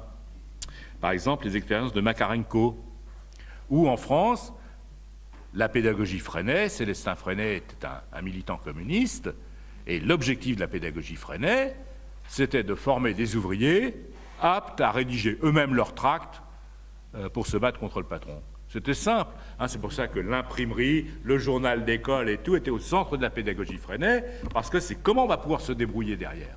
Donc il a un objectif politique, Freinet. Hein. C'est pas simplement un pédagogue comme ça, c'est un militant. Faut pas oublier ça. Bon, on va laisser ces écoles, puisqu'on aura l'occasion de revenir. Alors sur ce terreau de la pensée d'une critique de l'école va se développer, notamment à partir de mai 68, un certain gauchisme scolaire. L'école est une école bourgeoise, ce qui est exact, hein, formellement, puisque la société est une société bourgeoise, l'école est bourgeoise. Hein. Et par conséquent, on déduisait un certain nombre de gens, elle doit être détruite. Elle doit être détruite, il faut la remplacer par des bases rouges, je ferme les guillemets, qui donnent une véritable éducation révolutionnaire. Et l'appel à la destruction de l'école s'est largement développé dans les années 68, 70, jusqu'à 75, 78 à peu près. Hein. Il y a des gens qui, par exemple, aujourd'hui sont des bons conservateurs, hein, inspecteur général de l'éducation nationale en retraite, membre de commissions pilotées par les néoconservateurs américains. Je pense à Sénic, par exemple, professeur de philosophie, dirigeant de l'UEC, avant 68, etc., qui maintenant est un des leaders les plus hostiles à toute réforme sociale, un des libéraux les plus enragés, un des plus va-t-en-guerre qui soit. Voilà, et bien ces gens-là, dans les années 68, juste après, ils distribuaient à la porte des lycées des tracts dans lesquels il était écrit, à destination des lycéens, « Ne dis plus bonjour, monsieur le professeur, dis crève salope ». Alain Gesmar. Ouais. Inspecteur général de l'éducation nationale en retraite, grâce à qui? Est-ce que quelqu'un sait qui a promu Gesmar? C'est Claude Allègre. Bon, de temps en temps, il faut rappeler qui est responsable de quoi. Les gens sont responsables de leurs actes. Bon, donc il y a une critique extrêmement violente de l'école, appelant à sa destruction. Tout simplement, hein, la lutte, c'était la lutte contre les enseignants flics. Voilà. Les flics étaient les ennemis des travailleurs et les enseignants étaient les relais des flics à l'école. Voilà. Ça a été longuement développé, notamment par les groupes maoïstes qui étaient des spécialistes de ce genre de choses. Alors cette critique gauchiste avait un côté extrêmement sommaire, surtout quand elle venait des maoïstes qui ne s'embarrassaient pas beaucoup de théorie, mais elle pouvait s'appuyer sur des références culturelles, hein, et pas seulement sur la révolution culturelle chinoise. Elle s'appuyait sur des références théoriques et ont joué un très grand rôle dans les années 68-70 dans la critique de l'école. Le livre de Pierre Bourdieu et Jean-Claude Passeron, Les héritiers. Et c'est des héritiers, un livre qui doit dater de 65-66, hein, qu'a été tirée l'idée que l'école est la reproductrice de l'ordre social capitaliste. Bon, ces gens ne sont pas marxistes pour dessous, hein, je le dis en passant, parce qu'évidemment, ce qui reproduit l'ordre social capitaliste, bah, c'est le travail. Parce que c'est le travail qui produit le capital, c'est rien d'autre. Hein. Puis on a lu ne serait-ce que 15 lignes de Marx, on le sait. Bon, mais Bourdieu n'est pas marxiste, c'est pas un reproche. Hein. Mais quand je vois aussi aujourd'hui les gens qui disent « ouais, tout ça c'est de la faute des marxistes comme Bourdieu », c'est insupportable, parce que Bourdieu n'a jamais été marxiste. Mais pas une minute, pas une seconde. Hein, il n'a aucun rapport avec le marxisme. Bon. Et sa théorie de l'école n'a rien à voir avec ce qu'aurait pu penser un marxiste sérieux sur cette affaire. En tous les cas, ça joue un grand rôle. On apprenait que l'école était la matrice de la reproduction de l'ordre social. Alors, aux thèses de Bourdieu, il faudrait ajouter une autre source majeure de cette critique de l'école, ça a été les élaborations de Louis Althusser autour de la notion d'appareil idéologique d'État. Hein, pour Louis Althusser, le capitalisme domine par la violence et par le consensus, et pour organiser le consensus, il a besoin d'appareils idéologiques, et l'école est l'appareil idéologique majeur pour obtenir le consentement des opprimés à leur oppression. Hein, et donc, l'althussérisme, Althusser était professeur à l'école normale supérieure, et beaucoup de maoïstes, parmi les plus enragés, sortaient de l'école normale supérieure. Par exemple, Alain Badiou, qui est lui resté une vieille vedette sur le retour du 68 tardisme attardé. Bon. Voilà. Donc on avait un contexte qui a entraîné cette critique de l'école. Alors je vais quand même signaler qu'à l'époque, cette idéologie anti-école va se heurter à deux oppositions, à ma connaissance. La première, c'était celle du Parti communiste. Le Parti communiste a toujours condamné ce genre de théorie qu'il tenait pour des billevesées de petits bourgeois hystériques, sans quoi ils avaient parfaitement raison. Et le Parti communiste, lui, développait l'idée non pas de supprimer l'école, mais de la démocratiser, c'est-à-dire d'élargir son recrutement, d'améliorer les conditions de vie des professeurs, etc. Et puis l'autre courant que j'ai quand même signalé aussi, c'est le courant des trotskistes dits lambertistes, qui est représenté dans les années 70 par l'OCI et son organisation de jeunesse, la JS, qui se sont toujours violemment opposés au gauchisme antiscolaire. Quand je dis violemment, c'est à tous les sens du terme, hein. Puisque ça se finissait aussi en véritable bataille rangée, hein, quand même dans les facultés. J'ai quelques souvenirs à ce sujet que je raconterai en petit cercle, si on veut, sur l'opposition, justement, entre ceux qui voulaient détruire l'université, bourgeoise, et ceux qui voulaient préserver l'université, bourgeoise ou pas. Hein, voilà. L'école laïque, toute bourgeoise qu'elle était considérée par ce courant comme un acquis des luttes sociales, comme quelque chose à défendre contre l'offensive de la classe dominante et de ses alliés objectifs, les gauchistes. Et en effet, selon les analyses que développait l'OCI, la bourgeoisie veut se débarrasser de l'instruction publique, qui lui coûte trop cher et qui n'est pas conforme à ses objectifs, et elle préparait, disait l'OCI à l'époque, l'analphabétisation de la jeunesse. Bon, le terme est un peu exagéré, mais il mettait l'accent sur un point très important, c'est que toutes les réformes scolaires étaient dirigées vers une chose, c'est-à-dire détruire des niveaux de qualification reconnus nationalement. Alors ça, ce n'est pas une affaire secondaire, parce que les conventions collectives, droits collectifs des travailleurs, imposés notamment leur généralisation, je crois que c'est 1950 que les conventions collectives deviennent obligatoires dans toutes les branches, les conventions collectives reconnaissent les niveaux scolaires et les salaires sont calculés sur la base de ces niveaux scolaires. Et effectivement, le patronat, ça ne lui plaisait pas du tout. Le patronat voudrait bien pouvoir embaucher quelqu'un à niveau bac plus 3, mais le payer comme un bac moins 2. Et le fait de ne plus avoir de niveau de grades scolaires nationaux fait partie de la même opération. C'est très intéressant parce qu'on a ça aujourd'hui. La loi travail, la réforme de l'école, elles font ça. Or ça, on l'a dans les années 67, 68, 69. J'ai ouvert tout à l'heure des vieux bouquins dont la couverture a disparu, sur les textes de l'époque. Qu'est-ce que prévoyait le CNPF? Mélenchon qui est aussi vieux que moi, l'autre fois j'ai entendu qu'il parle du CNPF. Bon, le CNPF prévoyait ça, disait qu'il faut en finir avec ce carcan des conventions collectives, et donc pour ça, il faut commencer à mettre en cause l'idée d'une instruction publique nationale délivrant des grades nationaux. Année 67-68, hein. Bon, tout ça, c'est long, un demi-siècle. Un demi-siècle. Bon, ce qui est bien, c'est d'avoir un peu de mémoire. Bon. Deuxième axe de la critique de l'école, c'est que toute cette critique gauchiste de l'école, elle va être reprise par des courants qu'on va appeler des réformateurs, qui vont être soutenus massivement par les ministres successifs de droite comme de gauche. Hein, là, il en faut pour tout le monde. Et il s'agissait donc de critiquer l'égalitarisme scolaire traditionnel, en disant comme Bourdieu que l'égalité n'était que le masque qui permettait la reproduction des inégalités sociales et des handicaps socioculturels. Je reviendrai sur cette question des théories de Bourdieu en détail au mois de mai. Et l'égalitarisme officiel de l'école de la République est pour ces gens-là le moyen le plus insidieux d'entériner l'inégalité et de défendre des privilèges.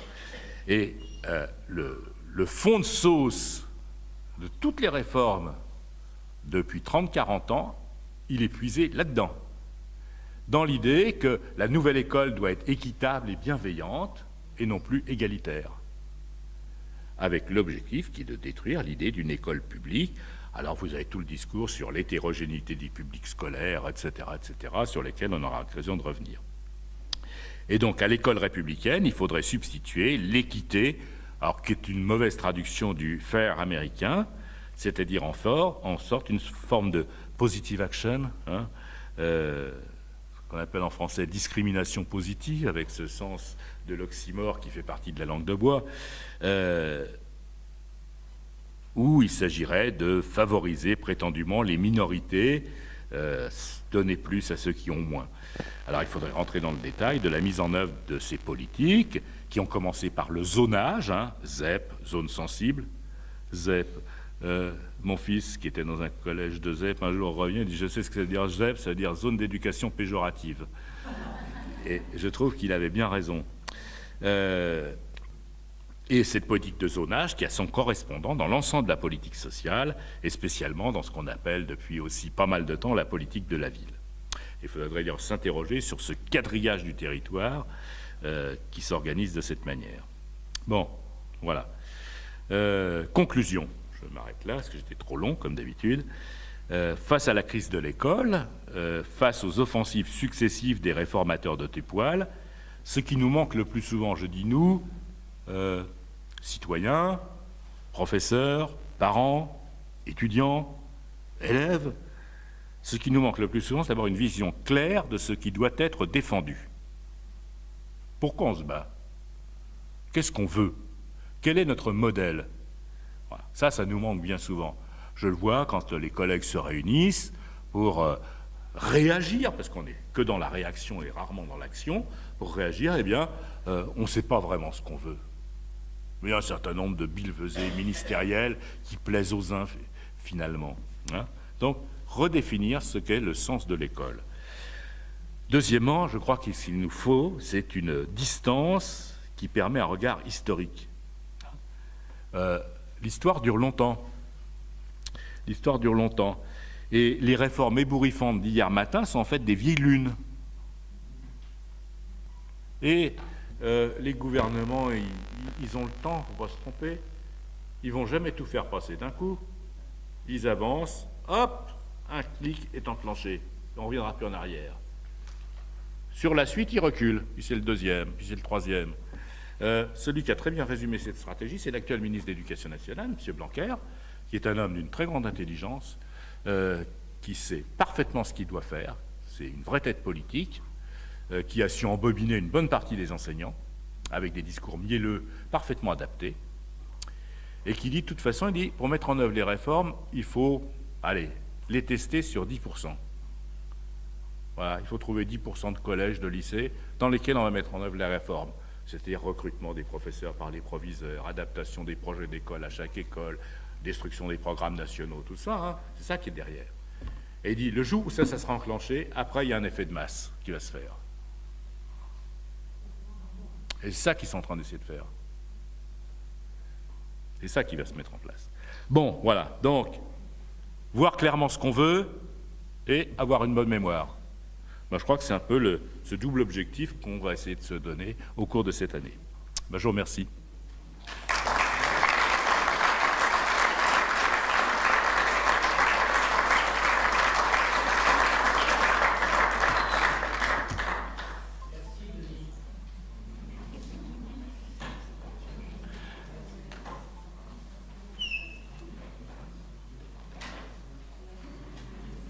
Bon.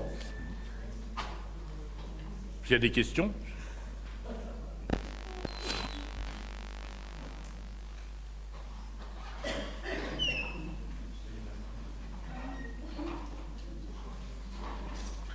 À mon chapeau, ouais. Pour faire la quête.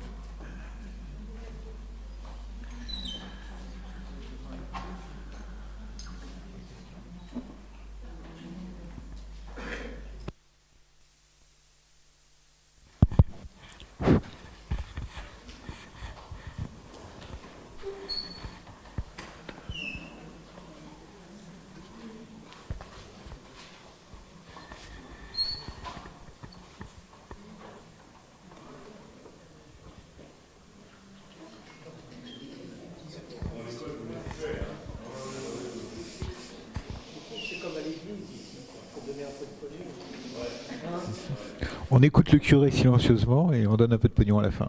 Exactement. On fait amen.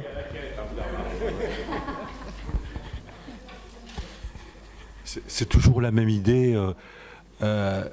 Comment ça se fait que les gens acceptent passivement toutes les réformes ils disent rien, il n'y a pas de lutte, il n'y a pas de revendication, il n'y a pas.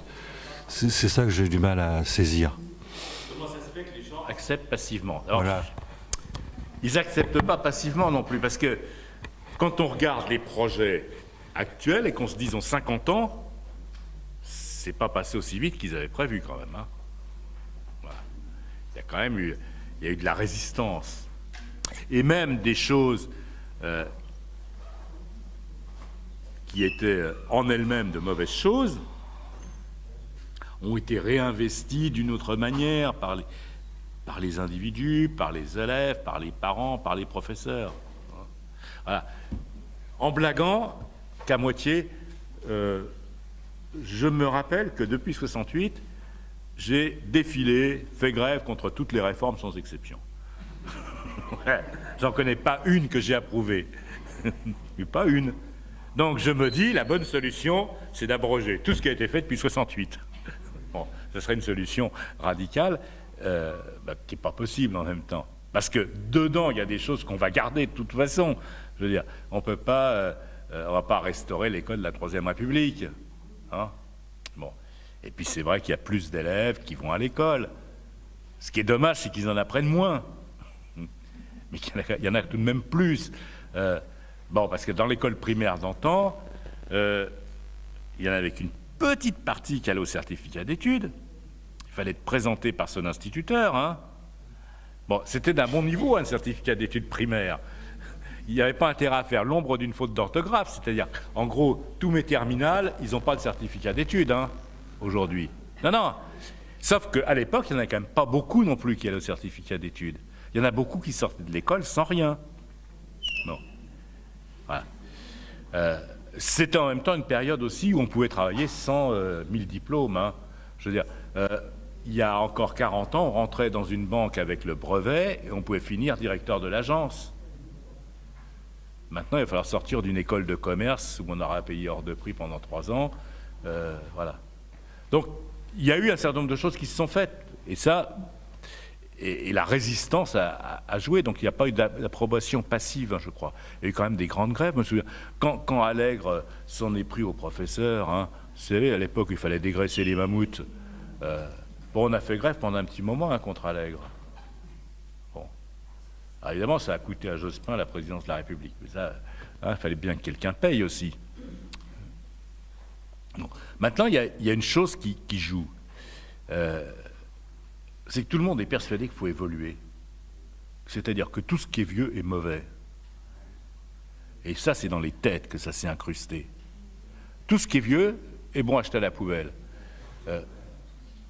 Ouais, mais Par exemple, vous dites c'est important le latin, mais 95% des gens considèrent qu'on n'en a rien à faire de ces langues mortes. On a beau leur dire qu'on parle le latin, nous parlons le latin. Et Marco, quando parliamo italiano, parliamo ancora più latino. Hein? Voilà, nous parlons le latin. Alors, en France, ça ne se voit pas tellement parce qu'on ne fait plus attention à notre propre langue. Mais quand on va en Italie, on s'aperçoit qu'on parle latin. On parle que ça. Bon, nous parlons un peu le grec aussi. Hein. Les 3/4 de nos mots importants, ils ont une version grecque et une version latine. Éthique, morale, art, technique, etc. etc. Voilà. Donc, vous pouvez toujours dire ça, et ces langues, c'est ce qui nous fait, c'est notre culture, et notre esprit, il est fait par quoi? Parce qu'on parle. Hein. Notre parole, c'est ce qui fait nos idées. Et vous pouvez toujours expliquer ça, vous dites, non, c'est complètement dépassé. Il faut que les élèves apprennent le code. Pas le Da Vinci Code, hein, le code informatique. Ça ne veut rien dire, hein, mais toute l'éducation nationale a repris comme un seul homme, parce que ça marche comme l'ex-Union soviétique. Hein, l'éducation nationale, c'est exactement pareil. Il y a un Gosplan, et quand le Politburo a parlé, ça redescend, tout pareil, hein, que du temps de l'Union soviétique. Il ne faut pas se moquer du système soviétique, parce qu'il a été précurseur, d'un certain point de vue, de nos grandes administrations. Eh bien, tout le monde a repris, on va enseigner le code. Personne n'était capable de vous dire de quoi il s'agissait, hein. Personne. Quand on a fait un peu d'informatique, on sait qu'il y a des langages informatiques qui servent à programmer à certains niveaux des ordinateurs. Hein, il y a le langage machine, vous avez de l'assembleur, du langage C. Moi, j'ai fait un peu tout ça dans une vie antérieure. Mais là, des gens qui savaient tout juste faire clic avec une souris disaient on va enseigner le code. Ça ne veut rien dire. Et d'ailleurs, on n'en fait rien. Rien du tout. Mais ça marche. Et si vous vous opposez à ça, vous passez pour quoi? Pour un horrible réactionnaire. Il faut avoir la couenne un peu endurcie pour accepter ça. Moi, ça fait belle lurette que je dis, vous me dites, je suis un réactionnaire, ça me fait ni chaud ni froid. Donc, moi, ça m'est complètement égal. Mais il y a beaucoup de gens, ça leur fait quelque chose de se faire traiter de réactionnaire. Parce qu'ils ne sont pas dans le sens de l'histoire, ils ne sont pas dans le sens du progrès. Et ça pèse de façon considérable sur l'esprit des gens. Il faut évoluer. Il faut aller de l'avant. On est au bord d'un trou, mais on fait un grand pas en avant. Hein, c'est ça le progrès. Voilà. Et je crois que ça joue sur l'acceptation. Et puis après, il faut bien dire une chose, l'éducation nationale, elle est co-gérée. Alors, jusque dans les années 80, elle a été co-gérée avec la Fédération de l'éducation nationale. C'est comme l'agriculture. L'agriculture, c'est co-géré avec la FNSEA, et l'éducation nationale, c'est co-géré avec la FEN. Même motif, même punition. Et ça continue. Et les principaux syndicats d'éducation nationale ont pris l'habitude d'être dans les ministères, on s'échange des trucs, on s'échange des projets, et au fond, parlent le même langage. Et donc, la résistance est difficile. Hein.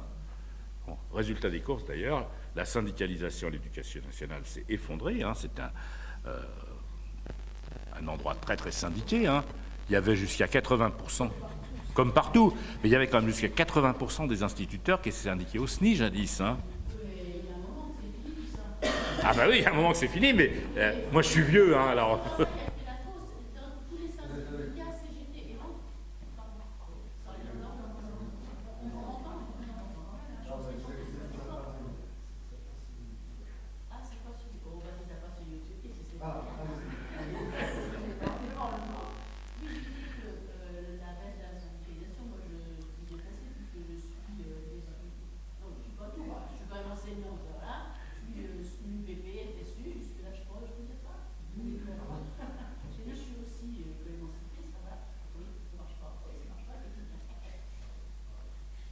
Alors.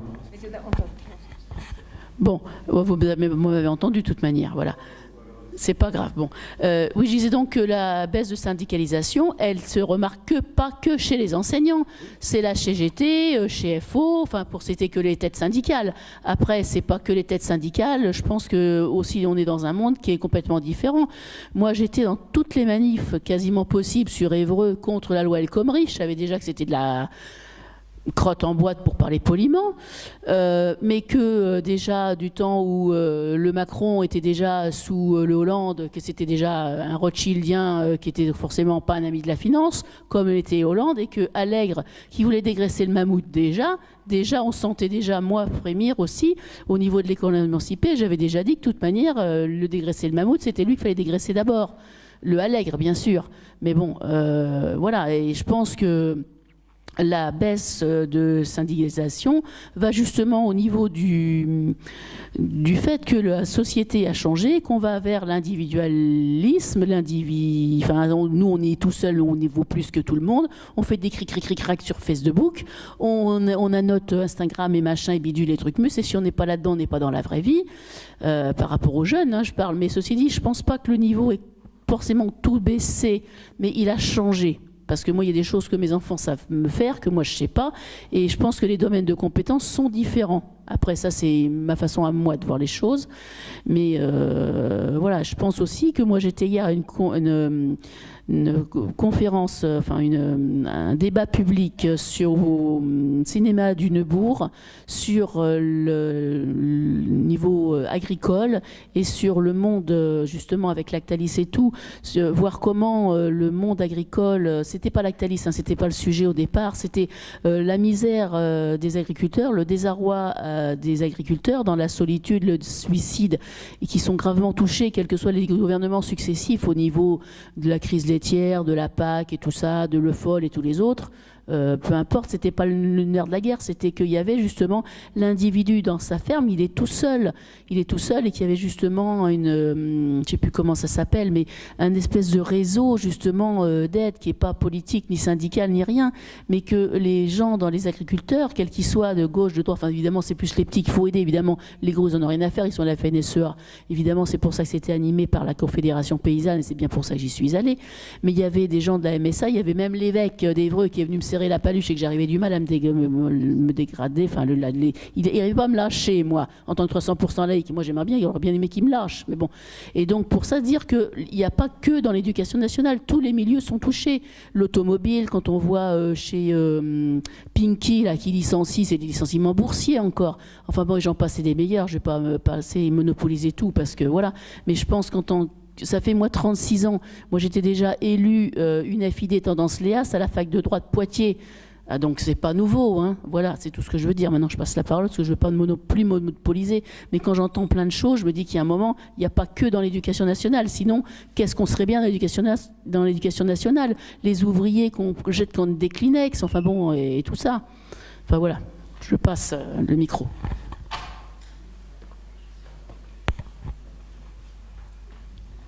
Oui, non, je suis d'accord, il n'y a pas que dans l'éducation nationale, il y a un phénomène général, ça c'est vrai. Bon, ce qui est un peu surprenant, c'est que c'est quand même un milieu qui était bien plus syndicalisé que la moyenne, qui maintenant est en train de retomber quasiment à la moyenne. C'était beaucoup plus, hein. Pour un tas de raisons historiques, notamment parce que pendant tout un temps, il y a eu un seul syndicat, qui était la FEN, qui était en fait, de fait, le syndicat unique d'éducation nationale dans lequel tout le monde se retrouvait. Bon. Voilà, mais je crois qu'il y a ce poids, faut évoluer. Il y a des tas d'autres facteurs qui jouent, hein, qui sont des facteurs généraux, qui sont la dégradation de la valeur qu'on accorde au savoir dans notre société. Voilà. On considère aujourd'hui que celui qui détient un savoir, en fait, si c'est pas un savoir technique du genre être un bon trader ou être balèze en informatique, c'est un savoir sans intérêt. Il y a une dégradation du respect qu'on pouvait avoir du savoir. Quand je suis rentré au lycée, mon grand-père, qui était fier comme tout, dit « Tu vas faire tes humanités ». Voilà. Et alors pour lui, c'était absolument merveilleux, faire ses humanités. Lui, il ne les avait pas faites, ses humanités. Mais pour lui, faire ses humanités, c'était tout dire. Et n'étant pas un héritier, je ne tombe pas dans la case Bourdieu. Moi. Hein. Normalement, j'aurais pas dû être professeur de philosophie. J'ai rien à faire là dans la stratégie Bourdieu. Moi, je devrais être paysan, hein, ou ouvrier, ou je sais pas quoi. Bon. Tu fais partie des 10% de notre époque je crois Alors. qu'on l'entend. Voilà, nous n'étions pas...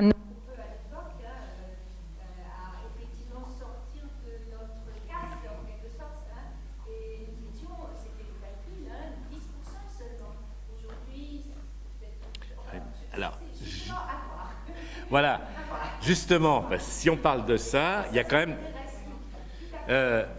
si on prend les statistiques sociologiques, alors, si on prend l'université, effectivement, on se dit il y a beaucoup plus, c'est beaucoup plus démocratique.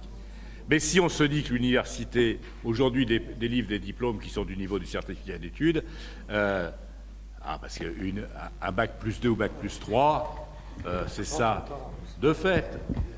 Si par contre on regarde le sommet du système, Ouais.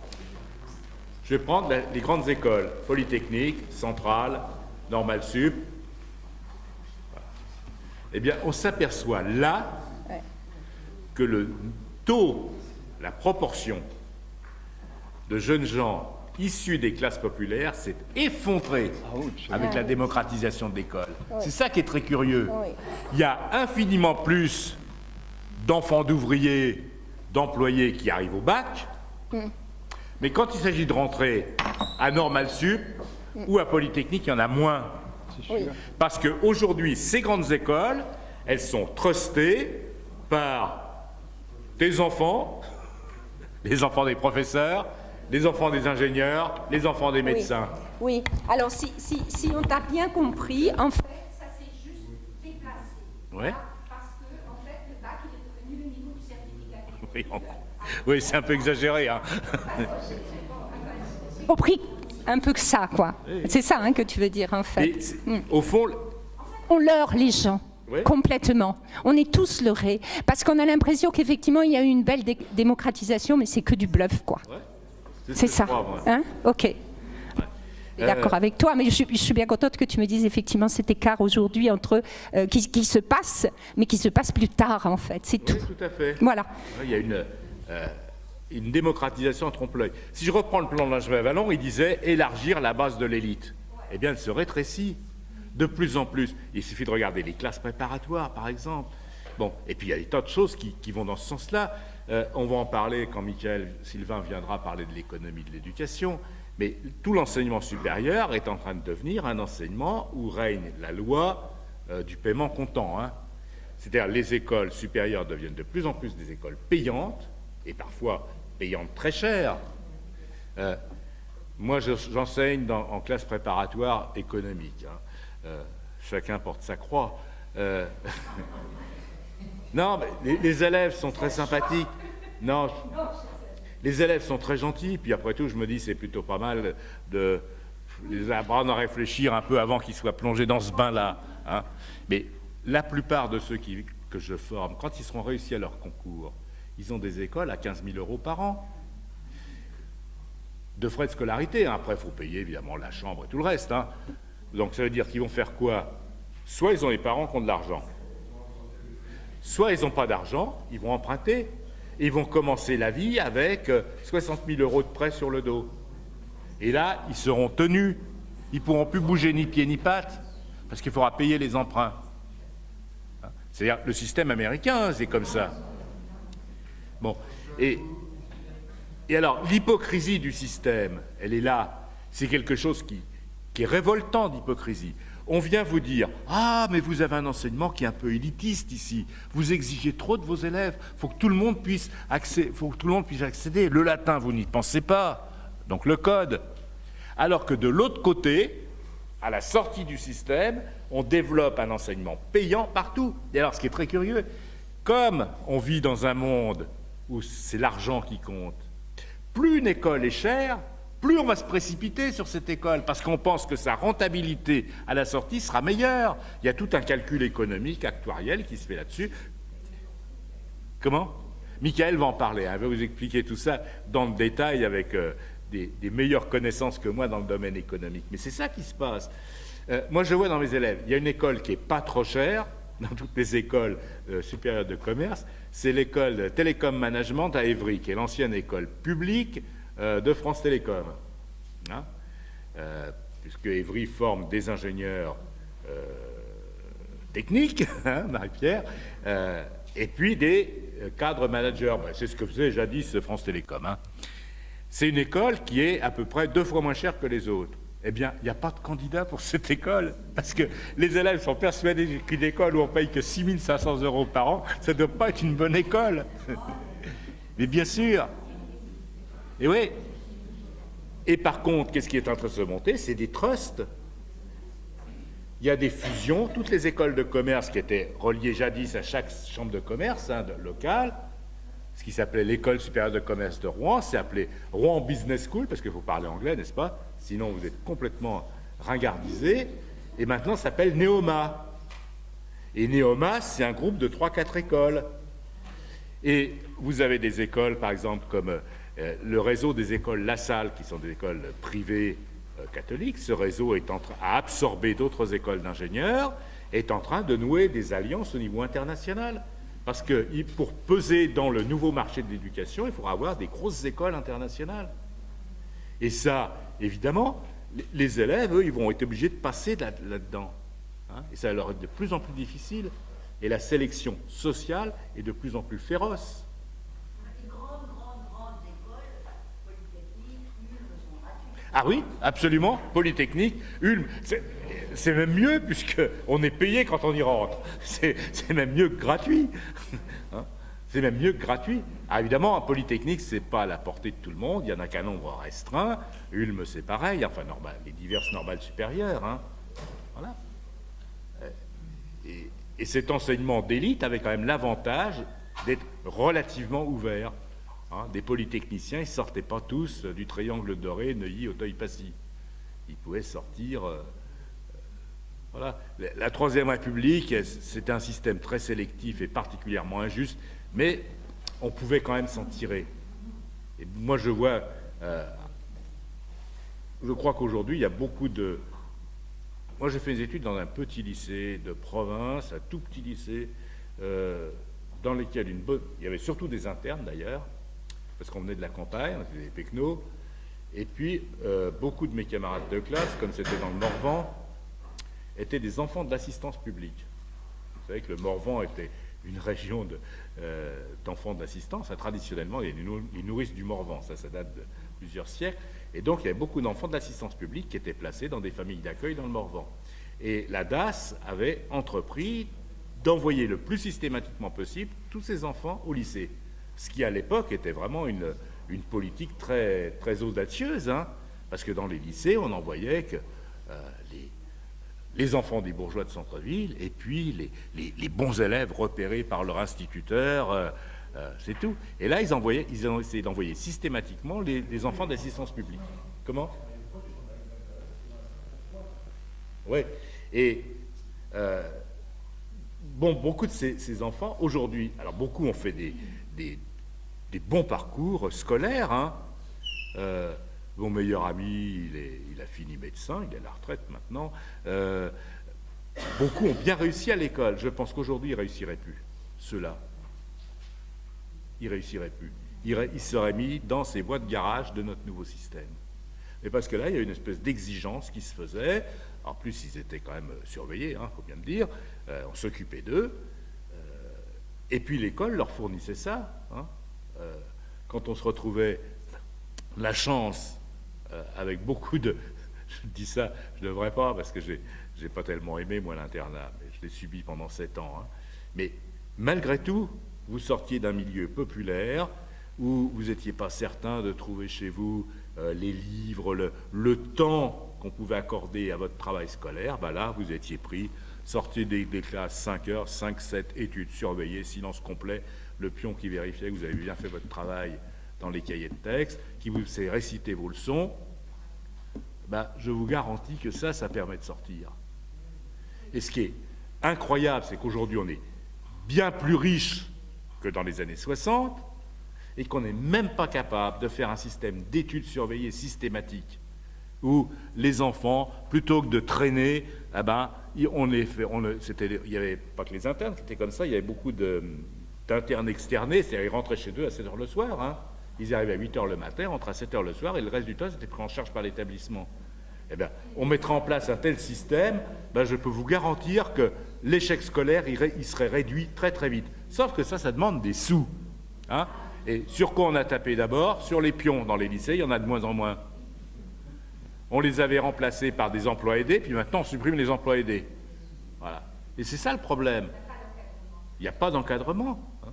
C'est-à-dire, démocratisation en trompe-l'œil, c'est tout un discours de bienveillance, un peu dégoulinant de pitié. C'est partout, y compris dans les concours et les examens. Ouais. Lorsque tu vois, on se réunit, notre jury, etc., on fait des trucs d'harmonisation, que tu entends les inspecteurs, soyez bienveillants, ce sera le terme, il est là, il est toujours là, soyez bienveillants. Alors surtout, il faut, oh là là, c'est même pas possible de mettre 1, 2 ou 3, non, mais ça c'est quoi là? Moi, on m'a demandé de remonter des notes, pas à tous, on a tous été profs, on a tous subi ce genre de truc. On m'a dit, mais qu'est-ce que vous voulez sévèrement?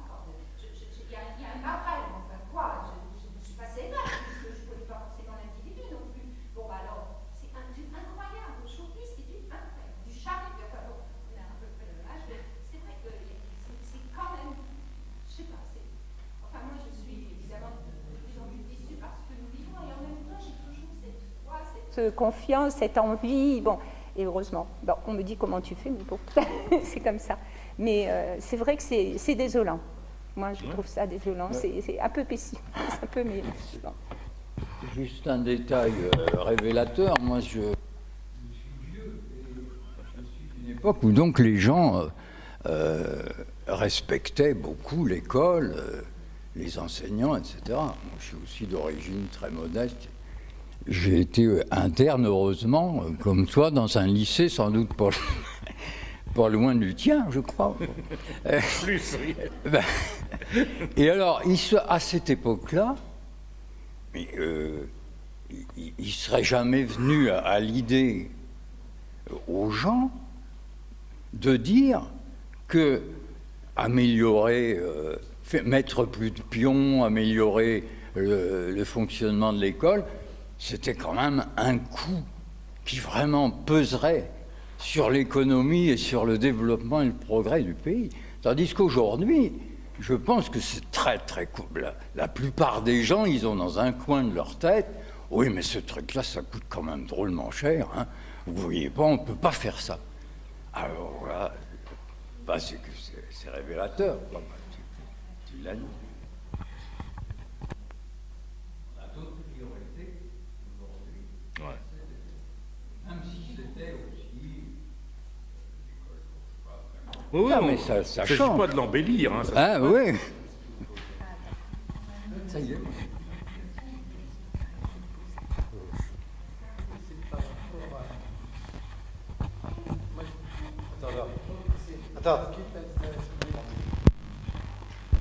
Ce qui est intéressant, on parle de l'école républicaine.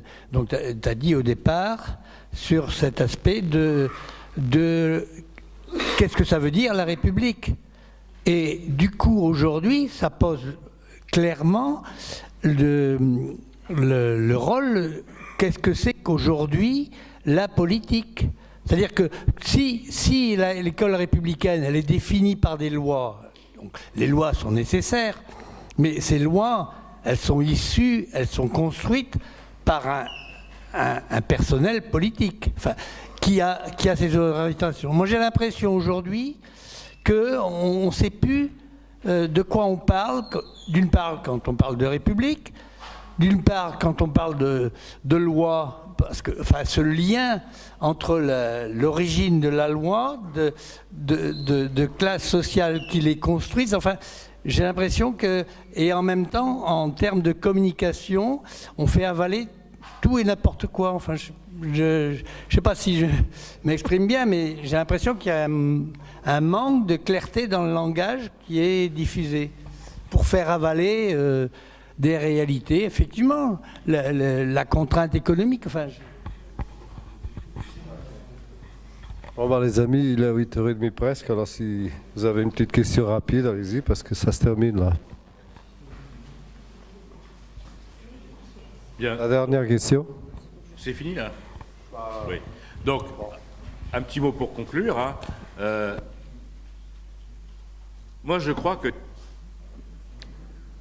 Vous verrez, c'est la thèse de Jean-Pierre Terrail. Donc, je crois que tous les enfants, dès lors qu'ils sont capables de parler, sont capables d'accéder à ce qu'il y a de plus élevé dans les productions de l'intelligence humaine. Voilà. Alors, plus ou moins vite, tout ça, ben, il n'y a pas de fatalité là-dessus. Et ce qui me semble absolument terrible dans notre situation, c'est que nous sommes un pays riche. Nous n'avons jamais été aussi riches. Jamais. Hein? Et qu'on ne soit pas capable de permettre une véritable démocratisation de l'école, c'est-à-dire de donner à tous le maximum de ce qu'on peut donner. Un enseignement de notre culture, un enseignement scientifique. Oui, tout à fait. Oui. Mais voilà, la société s'arrange, hein, et s'il y a des économies à faire, on les fait sur l'enseignement supérieur, on les fait sur l'école, on supprime les emplois aidés, etc. C'est ça qui est... Il ne s'agit pas donc d'avoir une vision... 77% de postes supprès dans l'académie pour la rentrée prochaine. Comment? Moins 77 postes dans l'académie pour la rentrée prochaine. Dans le secondaire. Ouais, voilà. Collège et lycée. Et c'est le solde. Il y a quelques créations de postes dans les lycées professionnels, mais au global, c'est moins 77%. Ouais. C'est pas le regard passéiste, hein, ouais. Le problème, c'est pas de regretter le passé, le problème c'est de se dire, on a des possibilités devant nous qui sont considérables, et ces possibilités, on les détruit sciemment. C'est ça qui est profondément révoltant.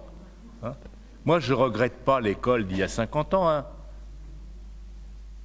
Mais on pourrait faire le mieux de ce qu'on faisait il y a 50 ans pour tous. Et on ne le fait pas sciemment, parce que peut-être qu'on a mis une croix sur notre propre avenir, hein, nos dirigeants. Voilà.